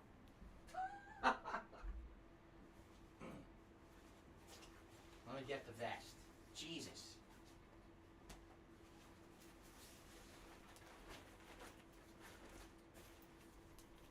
Alright, I got the vest. Yikes. So that's the kind of music I was listening to growing up that was in my house because my mom liked it. Also, my parents got the Time Life Christmas album, which basically had all kinds of classic Christmas songs. Bing Crosby, and people like the Rat Pack, but also like famous country singers, all singing Christmas music. And we would listen to that around Christmas time. So I actually heard people like Frank Sinatra singing Christmas songs and stuff when I was a kid. Then when I was growing up, weirdly enough, my parents got me these albums. I'm not even kidding you. Quiet Riot, Come On Feel the Noise, I had on a little record that I played, and I loved it. And also I had Queen, another one, Bites the Dust, I had a little record of that I would play. And a mini record player that I had that would also play like kids' stories and stuff. Why they selected these records to give me, I have no idea, but I had them and I listened to them all the time when I was a kid. When I finally became a teenager, and I started listening to music for myself. What was popular in the 90s? Rock, alternative rock, grunge rock. So bands like Nirvana, Stone Temple Pilots, Bush, stuff like that was all the stuff. Anything that was basically played like popular rock on MTV and shit. That's what I was into. And then later on, there's a Collective Soul and stuff like that I got into. But honestly, you know, when I went to college, all my friends started listening to rap. Now, I'm not a fan of rap, but I'm more of a fan of rap from the 90s than rap from today, because I don't feel rap from today is rap. It's just like pop culture crap manufactured in a studio. At least the rap in the 90s, when you listen to it, there was usually a message behind it. These were people who came from nothing, who came from the ghettos, who came from living a life of crime, drugs, and they wanted to make something for themselves. And so they would make these songs that actually kind of were representative of the life that they were living, and it had a meaning. Today, the rap doesn't mean shit. Just like most music today, I feel, has no meaning. It's all pre-manufactured garbage made in a studio to have a little kick that everyone listens to. Back then, I feel like in the 90s, at least music had some meaning behind it. But that's what I would listen to. I basically would listen to rock, alternative rock, that kind of stuff. And then later on, my friends got into rap, and I listened to some rap like Eminem, Dr. Dre, Snoop Dogg, that kind of stuff. And then I'd say probably around mid-2000s, I just stopped caring about music. I got heavily into gaming, competitive Street Fighter, internet-style culture, and I didn't really care about music anymore. And I haven't actively bought any music in the long... I couldn't tell you the last time I bought a song. I just couldn't tell you. And I don't mean that I legally download music either. I just don't listen to music like that. Now, my wife and I do listen to music, but what it is maybe my wife comes home from a stressful day at work, and we put on some relaxing music, whether it could be cultural music from all around the world, whether we put on like nature sounds or like ambient music. Recently, the last few months, we've been listening to like cafe style music, where it's mostly like jazz and stuff like that. And right now, we've been listening to Christmas music that's more relaxing jazz renditions of classic Christmas songs. So that's what we kind of listen to now to just kind of relax. But I don't actively listen to music anymore. You know, when I was younger, I did. So there's your answers. And by the way, to this day, I love the Beatles, stuff like that. Like, my mom grew up listening to it, so I hear a Beatles song, I'm like, oh, I like that, man. I love the Beatles stuff, you know? Okay. Derek asked me a couple questions. Let's get into them. His first thing, he says, what's your favorite Christmas movies that are your... What are your favorite Christmas movies that you love watching? For me, my favorites are Elf with Will Ferrell, Zooey Deschanel, and Home Alone with Macaulay Culkin, and How the Grinch Stole Christmas with Jim Carrey. For me, I would say the two like major Christmas movies that I liked the most when I was growing up was either A Christmas Story or Scrooged. I feel like A Christmas Story is like the ultimate family Christmas movie, while Scrooge is like the ultimate adult Christmas movie. But funny enough, just about maybe 5-6 years ago, for the first time, I saw The Muppet Christmas Carol, and now I think that's actually overall one of my favorite Christmas movies. It's a really cool movie. The music's great, the acting is great, the message is great. It's just a really well done version of The Christmas Carol. Shockingly enough, because it has Muppets in it, it's actually not kiddie. It's actually a pretty serious movie. I swear to God, I tear up every time I fucking watch the movie. It's that good. Now, Derek also says, what are your favorite Christmas songs? I don't really have favorite Christmas songs. You know, the ones that I listened to when I was growing up as a kid stick in my head, but it's not anything that, like, you know, I don't walk around singing Christmas music constantly, so I don't really have favorite Christmas songs. Let's see. Bleach number 9 actually tipped me $1. Said, I want to wish you a Merry Christmas. As much as I poke fun at you, you're an entertaining person. I hope you can someday do away with real trolls and detractors, because their blind culture rage is disgusting. Thank you, Bleach number 9. I appreciate that. Again, I will openly admit to everyone that I am a flawed human. I make mistakes. There are many things that are worth criticizing me for. But the extent that some of these people go to try to ruin my life, they are not detractors. They are not critics. They are hater trolls. They have become a mob of negativity and hate. They are out to hurt me in any way without justification. And that sucks. Okay, hey, Phil, what's your favorite Christmas present from your youth? Asks Lenny9000. Now, I've answered this question before, but I'll answer it again. I got 2 Christmas presents from my youth that stand out. Okay? The first is when I was very young. I loved He-Man. Who remembers He-Man and the Masters of the Universe from back in the 80s? Okay, they were a huge cartoon and, of course, a tie-in with action figures. And I owned a bunch of the He-Man action figures. And the best toy that I ever received from my parents is they bought me the Eternia set. The Eternia set of He-Man, okay? Now, what Eternia was a giant action figure tower with all these moving components, cool electronic things that were built into it. And what it was meant to be was a neutral tower, because in He-Man you had two sides. You had the good side and the bad side. So the good side had their base called Castle Grayskull, and the bad side had their base called Snake Mountain. Well, it was always, well, we're either going to fight at Castle Grayskull or we're going to fight at Snake Mountain. Well, they built this middle set that was twice as big as both of those. And they actually could connect. You could actually connect Snake Mountain and Castle Grayskull to this middle set. So you basically had a giant connecting playground now. It was like having continuity between toys, which was pretty much unheard of at the time. It was really sweet. And I remember on Christmas morning, my dad and I put this thing together. We were popping pieces out of plastic, building the damn thing together, and playing with it. The thing was, it was so big, my mom didn't want it anywhere around the house downstairs, so we had it in the attic. We actually had it built in the attic. And the thing was, I couldn't just go up to the attic myself because there was potential I could get hurt or fall or whatever. So basically, like once or twice a week, my dad would go up in the attic with me and supervise as I played with this Eternia playset. It was neat. Admittedly, though, see, here's what you know, people are probably thinking, what? Like, you can't just play with your toys? No, like, when I was a kid, I was growing up, I was supervised. How much I could play with toys, how much I could play video games. Like, I wasn't allowed to just have free reign to do whatever I wanted, because I was always told you got to do your homework, you got to do chores, you got to do this or that. It was a household that was balanced with discipline, you know? So I wasn't just told you could just play with the Eternia heads playset whenever you want. It was, you have scheduled times when you can go to the attic and play it. But that was like, I didn't know any other kids who had this thing, because it was expensive. This thing was fucking really expensive at the time. I think it was a few $100s for this giant playset. And it was neat that my parents got that for me and helped my dad set it up for me and everything. It was really nice of them, okay? The other thing that I remember being probably my favorite Christmas present of all time was the Super Nintendo. When I got the Super Nintendo and I opened it up Christmas morning, and the Super Nintendo came with Mario, Super Mario World. And I'm trying to remember what else I got with it, because I always forget. I don't remember what other games I got for it when I first got my Super Nintendo. Or if I just got the Super Nintendo because it had Super Mario World, I didn't need another game. I can't remember. But I just remember unboxing it and, you know, hooking it up, playing it. And I played Super Mario World all day, Christmas Day. My parents were cooking, the house smelled great, and here I am playing this amazing platform. You guys have to understand, the jump of graphics from, like, Nintendo to Super Nintendo was insane. It looked like more than twice as good. This looked like you're watching, like you're playing an interactive cartoon versus you're playing a bunch of boxes.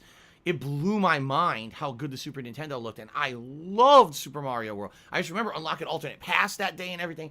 And I was like super excited playing the game and having so much fun. And of course, Super Nintendo, in my opinion, the best console of all time, had the widest variety of games. Once a week, my parents would go grocery shopping, and every other week we'd go to the video rental store, which was built into the grocery store, and my parents would rent me a game, and I would get so many different games for Super Nintendo. That was the gift that just kept on giving over and over. Like, so many years, I got so much out of that. So there you go. Matthew Wilkie tipped me $5. Said, are you getting the KFC console? No, because it's not a console. It's a gaming PC, and it's obviously a joke. It's not going to be amazing or anything, and probably it'll be super expensive and not openly available. Thank you for the $5 tip. Vroom chewed again. He says, you needed to schedule time to play with a $1,200 toy so you wouldn't hurt yourself. Your childhood sounds like a South Park character. It wasn't a $1,200 toy. I said it was a few $100s, not a $1,200 toy. It's insane. And no, it's not that I would hurt myself with the toy. It's the attic. Our attic was not a finished attic. There were certain areas where my dad had put down floorboards and tried to cover it with carpeting, but it wasn't like a finished attic that's a room. So there was danger. You could step the wrong place and go whoop right through the fucking ceiling, or you could fall down the stairs, you know, because it wasn't a staircase, it was a folding ladder. So imagine a little kid trying to go up and down the ladder, falls down the fucking ladder and breaks his back, right? So that's what it was. That's what it wasn't an issue of, oh, Phil can't play with toys by himself. It was going into the attic was dangerous. Thank you, Stinkin' Burrows, for a 310-bit cheer. That's the biggest cheer of the day. Let's get that up on the leaderboard. Appreciate that, Stinkin' Burrows. Thank you very much. How much is 310? Thank you, Stinkin'. Thank you, Stinkin'. And no, I don't think that you stink, but your name is Stinkin'. Okay. Next question. Have you ever been... Oh, Golden Nobles asked 2 completely different questions. Let's answer them both. We'll start off with this one. Have you ever been to any sporting events excluding wrestling? Yes. A couple times I went to local basketball games. I think one of them was a charity event, and it was like the police versus the firefighters back, way back in the day in Connecticut. That's that story that I've told you guys. I won a raffle for a bike at this event. I went to a few hockey games for my friends who actually played hockey, and I watched them play. And I went to 2 different Mets baseball games back at Shea Stadium when Shea Stadium still existed in New York City. Because I was a fan of the Mets in the late 80s, early 90s. Okay? Outside of that, no, everything else was always wrestling. Pro wrestling. I went to like maybe 3 wrestling shows, I want to say, 3 or 4 over time. Yeah.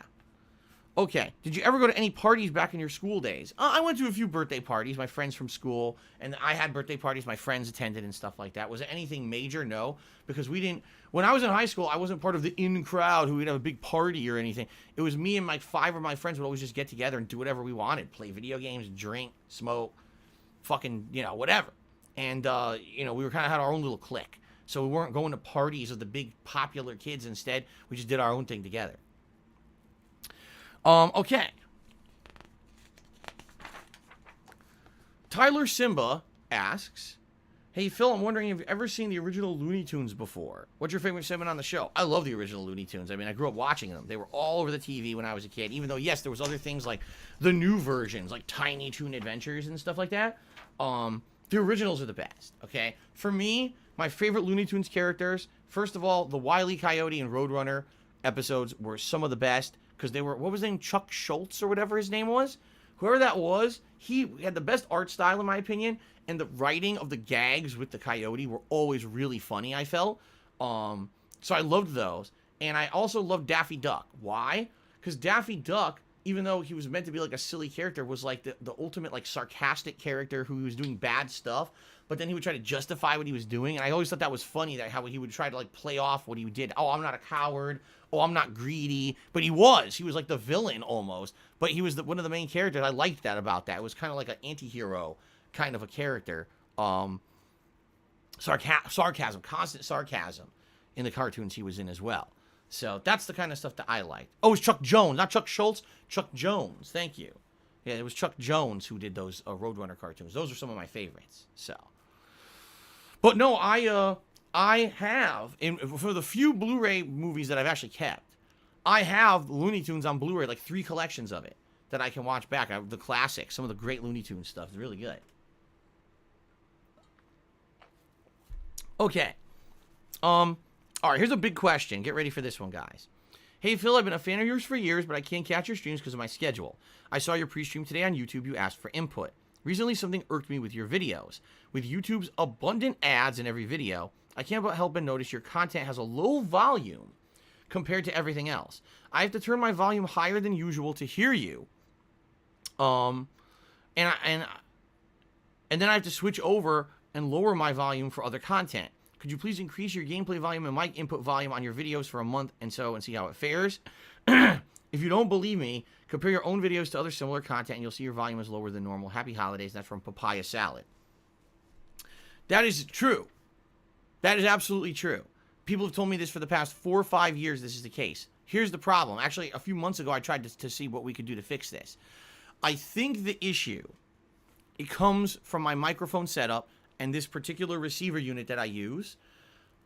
Right now, my voice sounds good, right? If I raise the volume, which I have, I tried to do this a month or 2 ago. If I even raise the volume a little bit over there, all of a sudden, it's blaringly loud and distorting. It doesn't, like, and by the way, the volume is turned up a lot on this microphone setup. Okay, it is. It's very high right now. And, excuse me, my microphone volume is maxed in OBS. So OBS maximized volume. In the actual hardware, it's turned pretty heavily up. Okay? Now, like I said, I tried to change that about a month or 2 ago. Someone said, I turned it up, and everyone said, oh my God, my ears, I can't take it. So it doesn't seem to be adjustable. It seems to be it's the hardware. Something with this hardware only lets it go to a certain level, and then if I try to adjust it even further, it just gets way too loud and distorted. So I'm stuck. Like, I wish I could make my volume louder right now in OBS. I can't right now as I'm talking. The bar moves. You know how there's a bar, it's green, yellow, red. It goes all the way up into the yellow right now when I'm talking. If I even adjust this a little more, it goes into the red, and that's when my voice gets distorted. So I don't know what to tell you. Like, I could right now, when I play games, typically the volume is about 50 to 60% volume of what's available maximum volume for game capture. So the game volume I could up, but then you wouldn't be able to hear my voice. And I don't seem to have the ability to change it. I don't know why. I'm just going with the equipment that I have or whatever. Now, I understand what you're saying. You're saying you have to turn the volume up to hear me. And then when an ad plays, all of a sudden the ad is overwhelmingly loud. I'm sorry. I wish I could help that. And by the way, Papaya Salad is it's very nice of you to watch the videos with the ads enabled. Most people don't. I know a lot of people just use ad blocker. And, you know, when the ads are enabled, obviously I make a minuscule amount of profit on YouTube from ad revenue. But I don't know what to tell you. I wish I had a solution for it. I tried, and from my end, it doesn't seem like there's anything I can do. If I up my mic volume anymore, it distorts the audio completely. And unless I completely from the ground up buy a whole new microphone setup. Here's honestly what I think is kind of messed up. All right? There's so many people who do this on the internet. There's so many people who are content creators. There's almost no common information shared about hardware setup. I mean that too. Like, you'll search and you'll say, one person will say this is a good setup, one person will say this is a good setup. Oh, how about that top streamer? What do they use? No information on the internet about it at all. It sucks. Like, when I was trying to figure this stuff out, there's no common knowledge on how to do it. If you try to emulate what someone else is doing, a lot of the times it doesn't work, or it doesn't work as good. And it seems like people aren't willing to really share because they feel, oh, this is my proprietary knowledge of my setup, and if I share it, that means someone else who's a competitor might be doing better than me, and I can't dare share that useful information, right? I've always done my best to try to share any information that I find out about content creation or streaming, because I feel that everyone should benefit from common knowledge like that. But a lot of people just don't want to do that. They just want to keep it under, that's my own secrets about how I make content. I wish right now you could go to any top streamer and be like, hey, your microphone quality is great, your volume's high, how do you do it? And they would say, oh, here's my stats. Most of them won't do that. So it is what it is. I don't know what to tell you. If anyone has any suggestions, I'm all ears, but my OBS is already maxed. If I mess with the hardware, it gets too loud and distorted. I don't know what to do to fix it. I wish I could. Benzol P2 gifted a sub to IP2. Okay, well, congrats. Dethrilla resub for 50 months says happy holidays. Happy holidays to you, Dethrilla. Thank you for the support. And Jose Martinez, cheers and Merry Christmas. Have a good day. And Merry Christmas to you as well, Jose Martinez. Thank you very much. Okay, continuing on here. By the way, we're about 25 minutes into this part, so we still got a ways to go before we take a break. So, Richie7 has two completely distinct questions that I'd like to tackle separately because they really have nothing whatsoever to do with each other. Okay? All right. So here we go.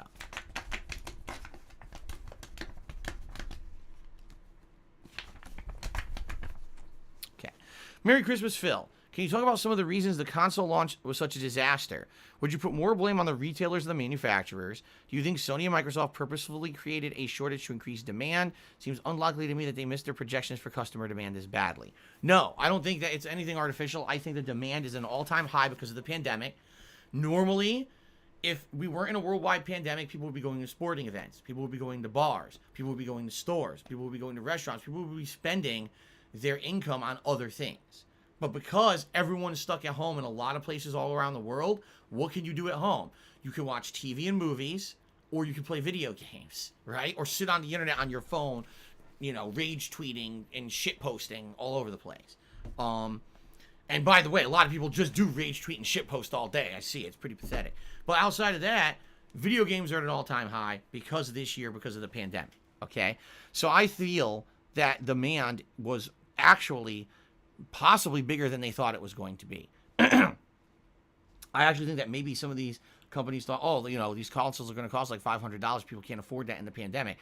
But you got to understand that people sitting on income and have nothing to spend it on in a lot of cases. People who have money want to spend it and can't because they can't go out.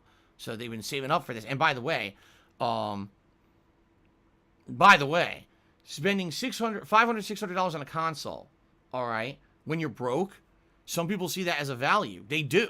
I'm broke, but if I drop $600 on a console, now I can maybe get Game Pass, and for $20 a month, I get unlimited entertainment versus having a nickel and dime and pay $20 to watch a movie. You know what I mean? Some people actually see it as a long-term investment in value. Even though they're broke, they'll still spend the money for the console.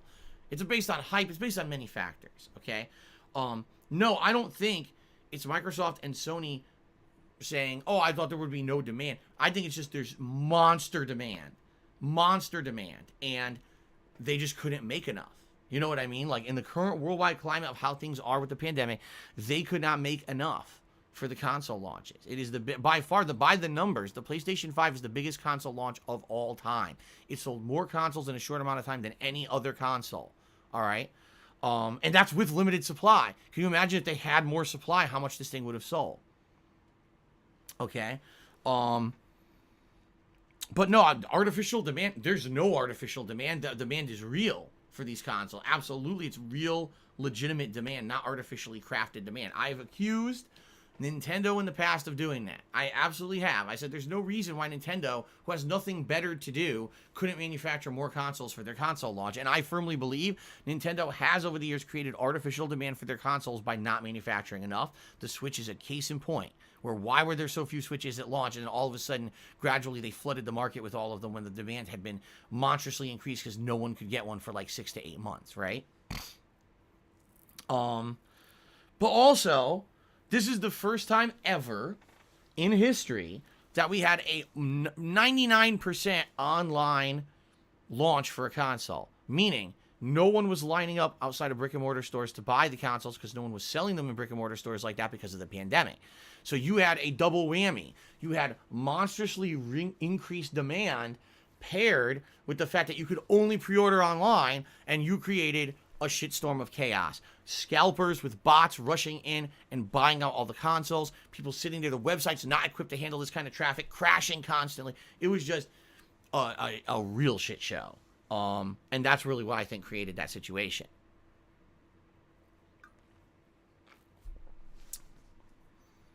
Okay, also, his second question has nothing to do with the first, so here we go. He says, I heard you talk about this a few times. It seems you have strong distaste for romance missions or character-love relationships in games.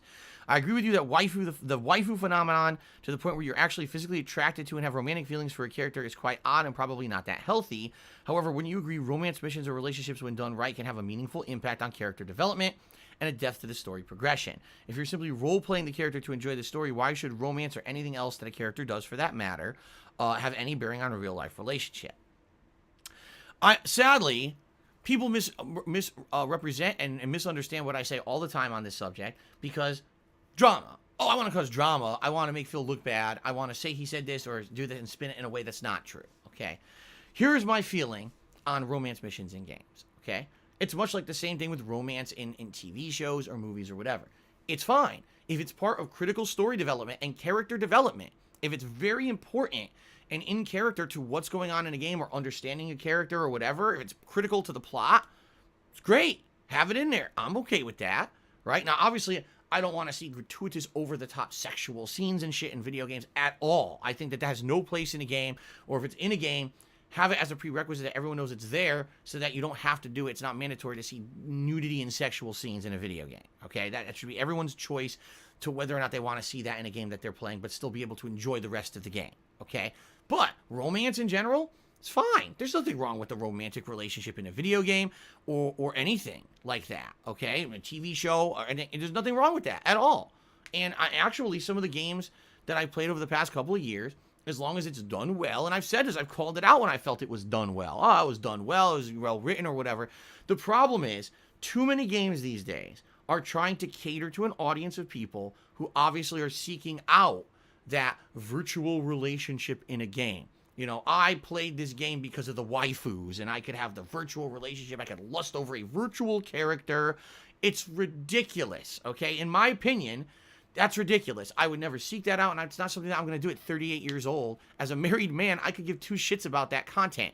And when I'm playing a game that has that content in it, for example, Fire Emblem Three Houses. This is a perfect example of this. The game is a great game. It's well written. It's got good character development. If you actually do the side missions that build the relationships between characters, where you get to know them over the course of the game, it's really well done in that regard. And actually, some of the characters go from being like, oh my god, I'm antisocial or whatever, to by the end of the game, they're like fully blossoming adults with healthy relationships and everything. And that's great. That's really cool to see that character development. The game does have the ability to have romantic relationships, but it's completely optional and it's superfluous to anything meaningful in the game. You could play the entire game without them. It doesn't matter. You could play the game with them. Doesn't matter. It literally doesn't improve the game at all. It's the same game. So if you want that, great. Have that content. I don't care. And I'm not here to tell you that it's wrong to like it. But I don't want that content. As a content creator, I should be able to play a game how I want, and if I choose to skip certain content or ignore the fact that there may be an optional romantic option or relationship, I should be able to skip it and not be shit on by the internet saying, he's afraid of romance and this and that. No, I just don't care about it. I have romance in my real life. I don't need virtual romance in a video game. Now, if in the game there's two characters who are main characters and they have a romantic relationship and it's developing or whatever, that's fine. You're right. I'm able to separate the fantasy of the video game from the reality. I'm not the character in the game getting into a romantic relationship with that person. That's stupid to even think that. Sadly, there are people who take it to that level and they think, I really am that character and I'm having the virtual waifu romance. I don't have that association in my brain. That's really stupid, okay? But here's an example. Fire Emblem Three Houses. It's well done. Why? Because if you want to do that, you can, but you can also ignore it, and it doesn't affect the game at all. Last of Us 2 has 2 gratuitous sex scenes in it that are insanely cringeworthy, are out of character for one of the main characters, and in the other case, makes the character a complete fucking scumbag because the person they're sleeping with has a pregnant girlfriend. So it's like, oh my god, yeah, you want to know why I don't like those scenes? Because they're awful. They prove that the characters you're playing as are terrible fucking people, and I actually want to punch them because they're terrible people. I don't want to play the game anymore because you made me feel bad that these scenes are even in the fucking game, right? So there's a big difference between how these things can be implemented in games. If it's part of actual natural development of the game, and it's a naturally occurring thing in the plot, and it's the relationship of two characters blossoming, and it's part of character development, that's fine. I have no issue with that. But if you're telling me there's forced sexual content, there's content where, it's, again, that waifu thing is a critical part of the game, you have to do it, that annoys me, okay? But that's the thing. I now have elaborated on my thoughts intelligently. Anyone who's mature will listen to that and be like, oh, I get it now. Phil's not totally against romance in games. In fact, it makes sense if it's part of the plot. That's cool. He just doesn't want to participate in it if it's optional. He just doesn't care about it. He's married. He doesn't have any desires to have a virtual relationship with anyone. But what will happen? People will take this answer and spit, oh, Phil's afraid of women in games and he's a prude and he's this and that. Hilariously stupid. Hilariously dumb. Again, people want to say that I'm a cult leader. No. The people who do that shit and take every word that I say and spin it to something it's not, they're the cult leaders. They're the ones who benefit by lying and slandering me. They're the ones who are going to do that by far, that guarantee they will take this segment of the video and snip it out and make it be something that it's not, with controversies, speculation, unsubstantiated claims, and bullshit, because that's how they get their attention and that's how they make money on the internet, okay? So don't believe the bullshit. Only listen to what comes out of my mouth and you'd actually know my true feelings about this stuff, okay? Okay. Let's see here. We still got time. It's still only about 35 minutes in this video, so we can keep going with more questions. Okay. This next one is from Polish Frog, okay?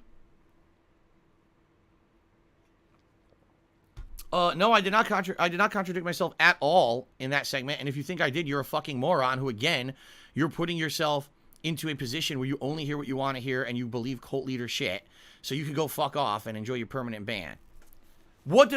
Exactly what did I say that contradicted itself? What did I say that contradicted itself in that statement? I'd love to hear it. I'd love to hear a justification of how I just contradicted myself. Because that's the thing. They won't say it. They'll say, oh, he contradicted himself. Okay, how? Oh, they have no answer.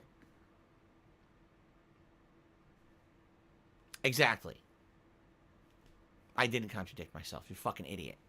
Okay. Joe the WX-Man 17 STL just curious says, follow up on the romance in games. Do you find a general difference between romance sex plots in video games versus movies or television?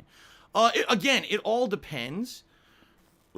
Excuse me, because it seems like to me sometimes it's completely superfluous to anything. I've watched movies and watched TV shows where there's gratuitous sex scenes. Like, why is this in it? Like, what does this have to do with the plot? Obviously, what it's trying to do is attract like a horn dog audience, immature kids who basically they like that content because they don't have it in their real lives. They desire it, so they have the virtual experience of seeing a sex scene in a movie or a TV show or a video game. So they're trying to cater to an audience and get them to buy the game for the wrong reasons, in my opinion. So it's not any different in a video game or a television show or a movie. You could still have those things in there that are kind of like, oh my god, cringeworthy. Why is it in here? If I'm playing the game to enjoy the game, I'm watching the show because it has a great plot. I mean, why do we need to have a gratuitous sex scene in the middle of it for no fucking reason, right? It's kind of the same thing. Benzol P2 did 100-bit cheers. Why do you print out questions when you have a PC? Why did I print out questions when I have a PC? Because my laptop is slow as shit. And I'd rather have it accessible in front of me so I can actually read it on the fly. Not, oh, I can't read it. My laptop froze up. I could have put it on my smartphone, but what's the difference between putting it on my smartphone or just reading it off the paper? Right? There's no difference. So why does it matter? Why do you care? How is this even a valid question? Okay. All right, let's continue. Okay, Polish Frog asks the following. Get ready for this one. Do you think that your vest streak from this year will eventually go down in streamer history?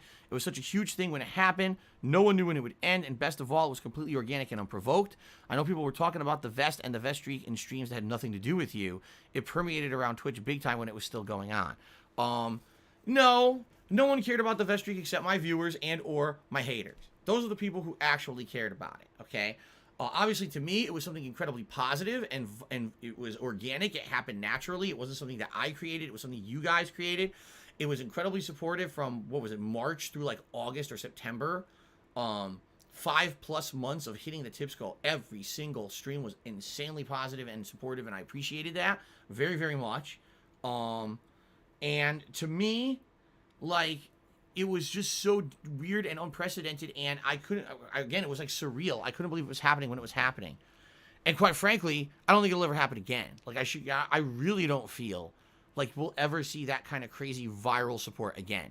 It was a kind of a one-time thing. People wanted to show that this year in particular, they loved my content and appreciated what I do.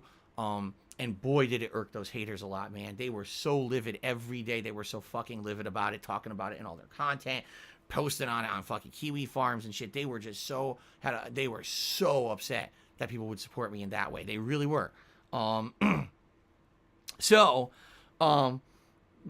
outside of the stream, it wasn't a big deal. You didn't hear big fucking streamers on Twitch talking about Phil's vest streak. You want to know who it was? People like Wings of Redemption, who get harassed about me all the time for no fucking reason. They were being harassed about it. It's like, yeah, of course he talks about it because his fucking stream viewers won't shut the fuck up about it and derail his streams talking about me, just like people derail my streams talking about him. But outside of that, no one cared about the vest streak besides my viewers, fans, and haters. That was it. It's not some big fucking thing that people were talking about all over the internet. Like, what on earth are you talking about? I don't think a certain person even tweeted about it. No one cared about the vest streak outside of our community here, you know? Okay. Benzol now chooses save the trees, paper kills the world. Maybe buy a better laptop. You do realize I buy recycled paper. And I shred my paper. I recycle stuff. You know, just relax. What is this your business? Relax. Fucking relax. It's Christmas Eve, for God's sakes. Chimera Dog Cheers says, there's multiple times you said romance stuff in video games is only for immature teenagers and that normal mature adults shouldn't like it. No.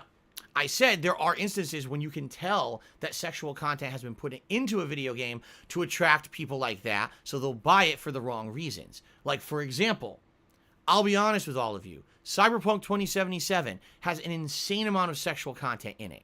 And for the first few minutes, you kind of like, okay, I get it. It's part of this world. When you're at hour 20 of playing the game, and you've seen your 1 millionth ad of a giant robot ass, and you know what I mean? You're just like, this is so fucking stupid. It's like the whole world is created around immature people who just want sexual content constantly, and to the point where you become actually irritated at seeing it so much. There's actual articles on the internet about Cyberpunk has the most dildos of any game, and people actually are complaining about it, and now CD Projekt Red says they're actually going to try to patch the game and tone it down. You know what I mean? Like, there's a difference between, okay, every once in a while making a sexual joke. Okay, maybe there's an option of a waifu mission that people who don't want to do it can just skip it. Other people who want to partake in it can do it. And then there's games entirely based around being immature, and Cyberpunk's one of them. You know, and that's the difference. I've never said every single time that there's romance in a game, it's for an immature teenager. You want to know who said that? My haters and detractors. So Chimera Dog, we know who you listen to, and we know what garbage content you watch instead of actually watching my real stuff. Thanks for the cheer. Benzol gifted a sub to Alpacow. Congratulations, Alpacow. And thank you, Benzol, for the support. Shadow the Hedgehog has done a 500-bit cheer. Thank you very much, Shadow the Hedgehog, for that. And he says, Naughty Dog games such as Uncharted and Last of Us have no game design, though. It's like Kirby games walk right in and win with a boring movie game dialogue. People who like them don't like video games in general. It's zero difficulty if you can just walk to win. I don't necessarily know if that's true. There's been some pretty difficult segments, at least in Uncharted games, I would say. I mean, yeah, Uncharted games got easier over time, but the original Uncharted game actually has some pretty gruelingly tough spans to get through. And admittedly, there's some parts of the game that, like, you can't really lose. It's like a set piece where you're going to run and jump or whatever. What I would say is it's not that the games are easy. It's that the games don't have much of a penalty for dying. So, for example, in Uncharted, if you die, you just respawn and do the segment over. It's not like you died, now start from the beginning. You know what I mean? But all modern games are like that. I really don't see your point. Just because a game is cinematic and has a lot of story, and maybe there's not a lot of consequences for failing, doesn't mean it's a bad game. That's your opinion, I guess. Jay Breezy, thanks for the 100-bit cheer. I'm not even going to read the stupidity. Okay. We got time for probably 1 to 2 more questions before we take a break. Okay. Wow, this next question is hugely... Oh my god, it's giant. All right. This may be the final question for this part before we take a break, because this is huge. Okay. All right. Anthony77X asks the following. Bear with me. It's a very long question. Okay. Hey, Phil, first things first, Merry Christmas. I hope that you and Kat are doing well. Thank you very much. My question revolves around some of the recent news stories coming from BioWare. A few weeks ago, it was reported that 2 of their veteran developers, both Casey Hudson and Mark Dara, would be departing from the company. Both of these developers have been huge contributors to some of the company's biggest IPs, primarily both the Mass Effect and the Dragon Age franchises. So it's quite a major loss for the studio. For myself, their departure isn't much of a surprise because in the last few years, several notable BioWare staff members have been leaving the company in droves, so I expected more of this to be going on and more people doing the same exact thing. With the Dragon Age installment currently in development, the next Dragon Age installment currently in development, as well as the announcement of now a brand new Mass Effect game in the works, it's difficult for many longtime fans to stay optimistic about these 2 upcoming titles, given the current state of the company. It's no secret that BioWare's reputation has gotten worse following the release of both Mass Effect Andromeda and Anthem, as well as reports surrounding mismanagement within the company. But what makes many fans even less hopeful about the future is the fact that most of the key developers who brought passion and quality to several of their previous titles are now continuously leaving the company.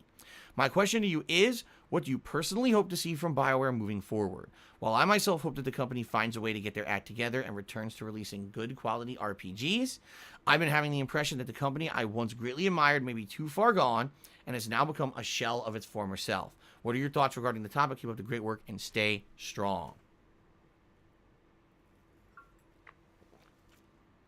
Well, instead of that, let's talk more about sexual content in games and detractor content. How about that? So here's what... No, we're not going to do that.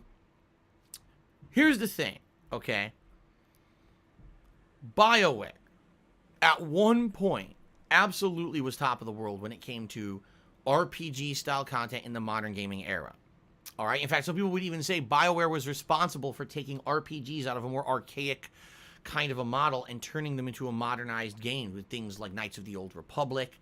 Did they make Jade Empire? I don't remember if they did or not. But Knights of the Old Republic, and of course the Mass Effect series, that kind of stuff, right? And in fact, you can even see direct comparisons and things over the years from Knights of the Old Republic to Mass Effect, as well as the Dragon Age series, the commonalities between them and how the series have improved over time, right? We can see that by just looking at the games side by side. Okay? Yeah. Take a look at what they've done from the year 2000 through the year, like, maybe I would argue 2012, 2013, Mass Effect 3. And then all of a sudden, it seems like there was a split. And then they started putting out games like Dragon Age Inquisition, which I personally like, but a lot of people felt was not as good as the first 2 Dragon Age games. And then Mass Effect Andromeda, which of course everyone agrees was a ginormous flop. They redirected the Mass Effect series to a new dev team that didn't know what they were doing and completely ruined it. And then Anthem, which was an insane flop because we already know the horror stories we've been told. They didn't even want to make this game. BioWare said, we don't want to make this game. This game is a looter shooter, much like Destiny, and we don't want to make that kind of disposable game. That's not what we do. And they were told by management they had to make this piece of shit. They knew they were making a piece of shit and were forced to make the piece of shit. Okay? So when this is happening, okay, what do you think is happening within the company for the people who've made all those great games in the past? We're not even allowed to have our main team make Mass Effect anymore. We're told to make a piece of donkey shit that we know sucks, but we're told we have to do it because they want to make shovelware to make quick money, quick buck on the looter shooter fat, right? Seriously shit. That's bad, man. You can't have people who are talented be forced to make bad games. But that's exactly what happened. And because of that, are you shocked that in the last few years, the people who were the creative forces behind the amazing games they made in the past said, we don't want to be here anymore? To me, it's a couple things. Number one, it tells me that obviously the management didn't learn. If they had learned from the mistakes of Mass Effect Andromeda and Anthem, those people would still be there. But it's obvious when they're going to break with those companies, they've probably fought hard to say, let us go back to our roots. Let us make the games we like to make. Let us do things that we know will be applauded by game critics and gamers alike and will sell. And the management said, not profitable enough. So what's going to happen? They're going to leave. You know, they're going to leave. They're not going to stay there and be miserable, even though they're probably getting paid giant salaries. That's not about the money at some point. At one point, you have to say enough is enough. I got to do what's right. I want to go make quality games again. I got to get the fuck out of here. Okay? To me, a direct comparison, all right, for me, would be Capcom. Capcom was a company that was top of the world. They had so many quality franchises. Street Fighter, Resident Evil, Devil May Cry, right? You could get probably 4, 5, 6 franchises that were giant and popular. And then Street Fighter comes back, Street Fighter 4, huge, ginormous popular game. Marvel vs. Capcom 3, huge, ginormous popular game, right? But at the same time, Capcom gets greedy and says, we have to make other games more modernized. So take Resident Evil and take it from survival horror into a third-person action-adventure game that has almost no horror in it at all. People get upset, and then sales numbers suffer because of it, right? Even though they invested so much money into Resident Evil 6, it was one of the biggest budget games at the time ever, it didn't sell nearly as well as they needed to really make it be a profitable game, and they got screwed over in that regard, okay? They make great games like Street Fighter 4 in particular, and they become virally popular. That rejuvenates the whole gaming landscape. What do? They become greedy. Let's make Street Fighter Cross Tekken and put tons of characters on the game disc that you can't play unless you pay us more money. The characters are in the game. They're physically in the game code, but you can't unlock them unless you pay us DLC money. You know? And this is what I mean. These companies get too big, too popular, and too bloated, and next thing you know, we're just pumping out games for money rather than pumping out games that are worth playing. And you get the watered-down Resident Evils, you get the crappy fighting games that came out from Capcom in the last 5 to 10 years instead of the great ones that made them popular. So now, take a look at BioWare versus Capcom. BioWare, Mass Effect Andromeda was shit. Anthem was shit. Well, they're making a new Dragon Age, and they're making another Mass Effect game. Will they be any good? Well, take a look at Capcom. They're still making Street Fighter, but can you tell me Street Fighter 5 was anywhere near as good or as popular as Street Fighter 4 was? Of course not. They just fired Ono, the guy who was the head of Street Fighter for over the last decade and was responsible for Street Fighter 4. They fired his ass and said that you've lost your way, you're making crap games now. You see, so it's kind of the same thing where these companies get so lost in what they're good at doing, they stop doing what they're good at because they want to make a buck. And with Capcom, it's the same thing. If you're not aware, a lot of the game developers who worked on the classic Capcom games, Resident Evil, Capcom, over the last 10 to 15 years, have gradually left Capcom behind the scenes. Now, you don't hear about it because it's a Japanese company. In America, when an American company loses big, high-profile game developer names, you hear about it in the news. In Japan, they try to brush it under the rug and act like there's no problem. It's a very different cultural thing over there. So you haven't heard, but most of the people who are making these Street Fighter games, they're not the people who worked on Street Fighter 4. They're not the people who worked on Resident Evil. You know, these are different dev teams now. So can you argue that today Capcom is the same company that made those great games in the past? Not really. Can you argue that BioWare is the same company that made the original Mass Effect trilogy or Dragon Age? No. The people who are in charge of those projects are gone. These are new people making the game. So how can you believe that any kind of quality is going to be behind these games? So as a fan, just like you, Anthony, I can 100% understand where you're coming from and say, how can I have any belief, right, that these companies are going to be pumping out good games when the people who are responsible for the good games in the past are gone? And the answer is you can't. It's basically hit or miss. We don't know what's going to happen in the future. It's like taking a gamble at this point. You know, a lot of people gave Mass Effect Andromeda the benefit of the doubt and said, we'll all go buy it because it's Mass Effect. And then we played it and we're like, are you fucking kidding me? Like, this really, it felt like a fan service game. It felt like someone was given the rights to Mass Effect who didn't even know how to make a game and said, we're going to make a fan game of Mass Effect here, have full reign. And it was just a piece of shit. So I totally understand, Anthony, where you're coming from. I understand why you are apprehensive about these games in the future. I am too. I mean, I love Dragon Age. I played 3 different Dragon Age games. I liked every single one of them. I have no faith that the next Dragon Age game will be any good. The people who made those games are gone. All right, one final quick question, and actually we'll do shout-outs and we'll take a break. So this question is from Botch Specialist. He says, do you think you'd ever try streams where you're talking to viewers the entire time and no gameplay as opposed to the pre-stream gaming format you have now? I think you might enjoy trying it. Merry Christmas to you and your family. Stay safe. If you mean just talking, that's exactly what I do in a show like this, Ask the King. If you mean actually just directly talking with my audience, this year, there have been a few late night streams where either things didn't come together for whatever reason, or maybe I beat a game really quickly, and I just did hangout sessions where people just talked with me and shot the shit for like a half an hour, 45 minutes to an hour. Do I schedule those things? Not really. Because, quite frankly, like we said, pre-streams, that's pretty much what it is. People talk to me and we have discussion or whatever. And Ask the King I do every other month, and this is a dedicated show just for that kind of thing. But if it was desired that people just wanted to kind of talk directly to me, you know, in the conversational tone, rather than kind of Q&A, you know, we could do that too. I'm okay with that. Why wouldn't I do? I do that every day during the gameplay, right? Okay, let's see here. Oh, a lot of cheers came in, and I have to read these because, man, they're all backed up now. Hold on. Let's see here. Alpacow cheered and said, my friend Bullock said you're the best streamer. Well, thank you, Alpacow, for the cheer. Tell Bullock I said what's up. I have no idea what that's a reference to. Whisker Biscuit cheers and Merry Christmas. When Santa slides his fat ass down the chimney, he finds the jolliest assholes this side of the nut house. That is a National Lampoon's Christmas Vacation reference. Very nice. Very nice one, Whisker Biscuit. Thank you for the cheer. Jay Breezy cheered. He said, serious question. I got into Final Fantasy. I wanted to know your favorite Final Fantasy games. 4 and 6, which were called 2 and 3 here in the United States. But those are the ones on SNES. Those are always going to be my favorites. Chimera Dog cheered. He says, anytime anyone asks you to do romance in Yakuza 6 or recently in Fire Emblem, you'd say no. That's right, because it's optional.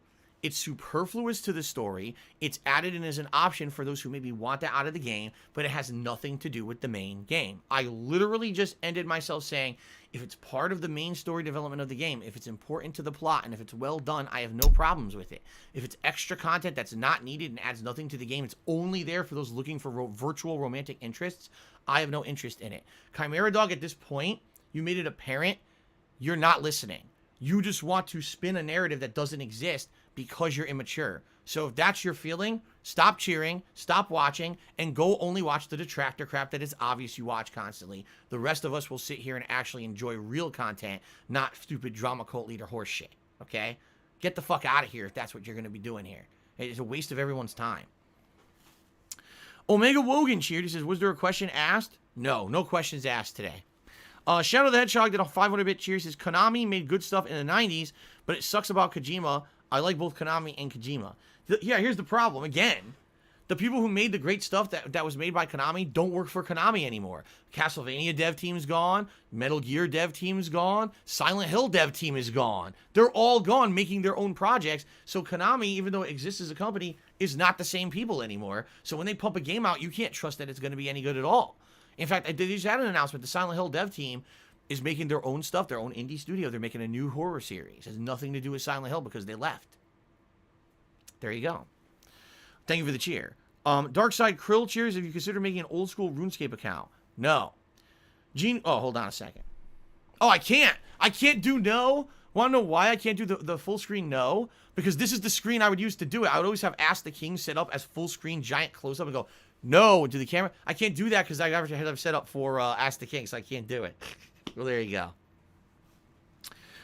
Gene Quagmire resub for 2 months in a row, 7 totals. I hope you're enjoying the airing of the grievances. Yes, the airing of the grievances is always the best. All right. I don't know what the fuck he's talking about. So, we're going to take a break. When we come back, I got all the Twitter questions. And we're going to take live stream questions here when I get back from the break. Okay? The 73rdist just did 100-bit cheers. Merry Christmas, Phil in chat. Merry Christmas to you, 73rdist. Look, if you're watching live on stream, going to take about a 10-15 minute break. Actually, I need to refill my drink and everything. Chill out for a little bit here. If you're watching on demand on YouTube, it's going to be a separate part, this next part. So you go watch part 2 when it comes available. Okay? Thank you guys very much, and I will see you after the break. Thanks so far for your great support. All right.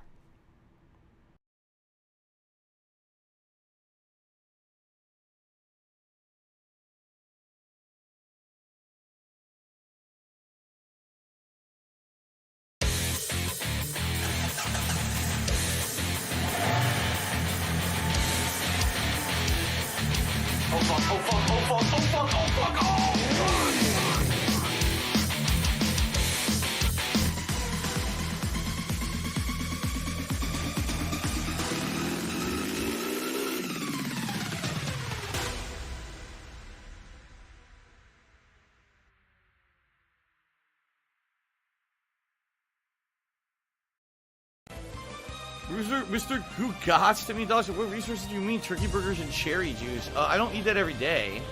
We eat all kinds of stuff. Today we had salad and soup. You know? But no, I don't foresee the entire economy of an entire state shutting down and having a statewide quarantine for this coronavirus.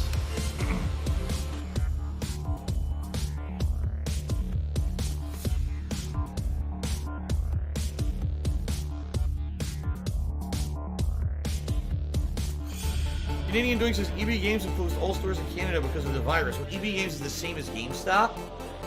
Here they're called GameStop, not EB Games anymore. So.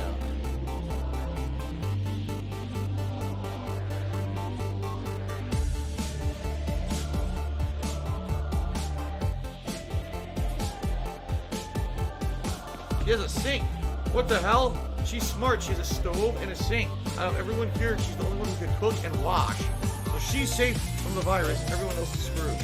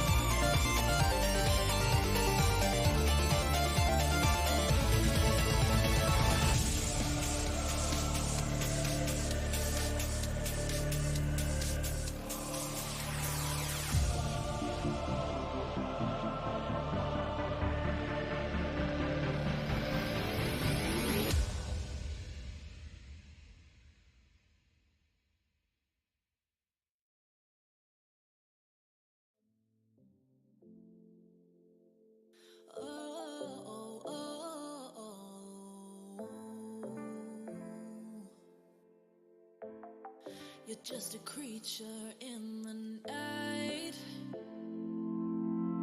Pulling up my sheets, feeling underneath. Same thing gives me a fright. No better than the beast hiding underneath. It's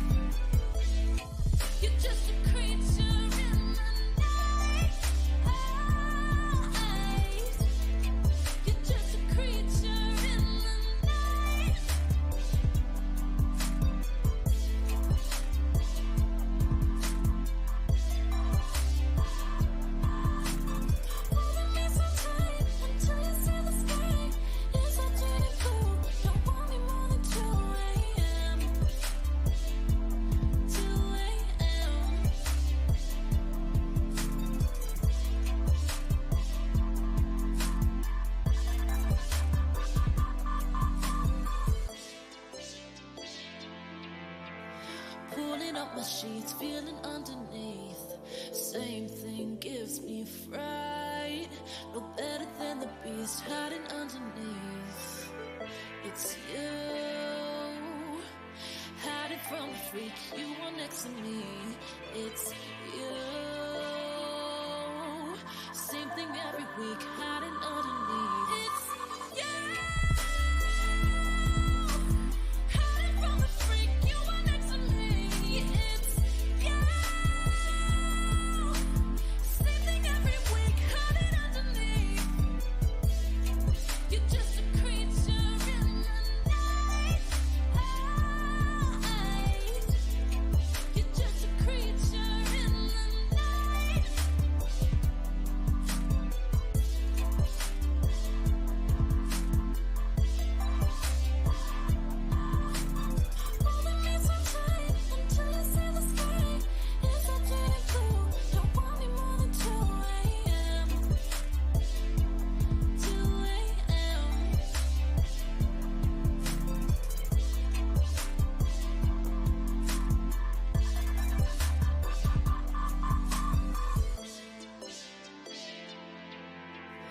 Pulling up my sheets, feeling underneath. Same thing gives me fright. No better than the beast hiding underneath. It's you, hiding from the freak you are next to me. It's you, same thing every week, hiding underneath.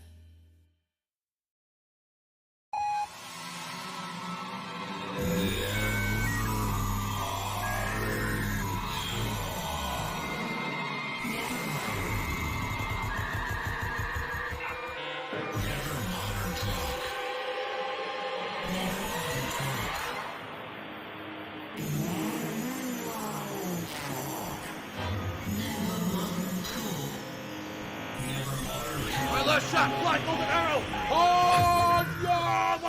Whoa! Whoa! Whoa! He didn't die.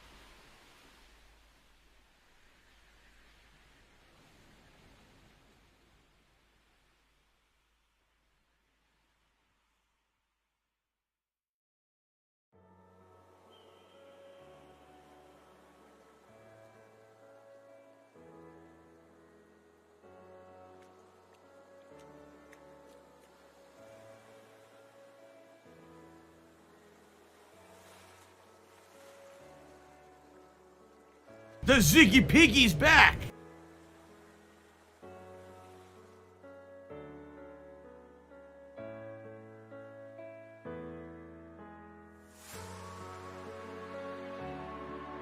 Okay, so likely this will not be running to the usual 4 p.m. time slot like usual. Alright. Darkside Krill keeps talking about RuneScape. I'm just going to ignore him at this point. Thanks for the cheer, though. Alright, so, first of all, before we get into questions from the Twitter followers, what I would like to do is say thank you to the following people who still to this day support me in a big way on my Patreon. You may not even realize I have a Patreon, because I don't really talk about it that much anymore. Patreon at one point when I was an exclusive YouTuber was a way that I funded certain special projects and things. These days I'm a full-time live streamer, so most of the stuff that I do is stream focused and comes in on the streams, but there are still people who support me on Patreon, and it's a nice time to give them a shout out. So thank you to the following. major contributors on Patreon, including Big Tone 995, Casey Wood, Rashed Bash, Planet Jeff, David Denmark, Michael Denealt, Sean Given, Stormforce Gamer, Thomas McDonald, and QPZMWN. Thank you all for that. And happy holidays to all of you. There we go. Okay. Continuing on, let's get to Twitter questions, my friends. So, first question on Twitter. Actually, it's a ton of questions. Oh, wait a minute. This is not a Twitter question. We got one more forum question. Oops. All right. So, Superflash82 asked a series of interesting questions on the forums, and I want to answer his question. So, sorry about... We jumped the gun with the Twitter stuff. We got one more forum question to get through, and it's a good one. Okay? So, first question is, Merry Christmas, Phil. Here are my questions. Number one, what are you having for Christmas dinner? We're going to get some really tasty Big Macs and a side of, some chicken nuggets, and we're just going to wolf that down. Absolutely not. That's not what we're eating. That's crazy, okay? Now, here's the thing. We've had various things for Christmas dinner. We've had a ham last year that was a smoked ham, and we thought it was just kind of okay. This year we want to do something different. And Kat was looking at stuff, recipes and stuff that she can make. And then one day when she was at work, she was just kind of looking at what they had for various meats. And one of the things that she saw that she didn't even think they would have, a big-ass rack of pre-cooked St. Louis-style ribs. It's pre-cooked. All you need to do is warm it up in your oven. Okay, so she got it, and we're going to have that with this, like, specialty gourmet mac and cheese. It's not only mac and cheese, but it has other things in it, like pepper. It's supposed to have, like, a spicy mac and cheese, okay? So we're going to have a rack of ribs and a spicy mac and cheese, but we're going to make it in our oven. It's not like we're ordering out or anything like that. Now, will it be any good? I don't know. We've never had homemade ribs like this before. I don't know if they're any good or if they're going to end up being tender or not. We're going to try it out, something different. Okay, I mean, who does that for Christmas? No one, right? But we've never done anything like that at home, and we wanted to give it a shot, something different. So that's going to be our dinner tomorrow, okay? There you go. Have you picked out a Christmas outfit for Mr. Jasper Kitty? I talked about this actually last year. We actually bought Jasper a Christmas-themed tie. It was like a bow tie with a collar. We put it on him, and we were going to have him maybe join the Christmas marathon last year. And dress up. He just kept going at it with his foot until it came right off. It took maybe 15 minutes. He kept going, scratching, got it right off. He hates it, okay? So this year, we got him a Christmas-themed collar that had a bow tie on it. That was cute. It was like a cute red and green bow tie. The damn thing frayed within 4 days. It fell apart. So we had to get him another one. There's nothing works. We tried clothes. He hates the clothes, tears them off. Got a Christmas bow tie, fell apart within a few days. So we gave up. We're like, we're not going to do this anymore. We tried it 2 years in a row. Enough is enough. Obviously, it's not working out. We're not going to be able to dress him up for Christmas. He doesn't like it. Okay. Next question. What are your thoughts on Twitch banning the word simp, virgin, and incel? Do you think it will make Twitch a safer place? Here's the thing. First of all, I don't think I ever use those words, like simp, virgin, and incel. When do I ever use those words on my streams in any kind of a capacity, whether it's even academic or insulting? I don't think I ever use those. So for me, I don't think it's going to affect my streams in the least. We don't talk about simps. We don't talk about incels and virgins on this stream. It's just not the kind of content that I put out, okay?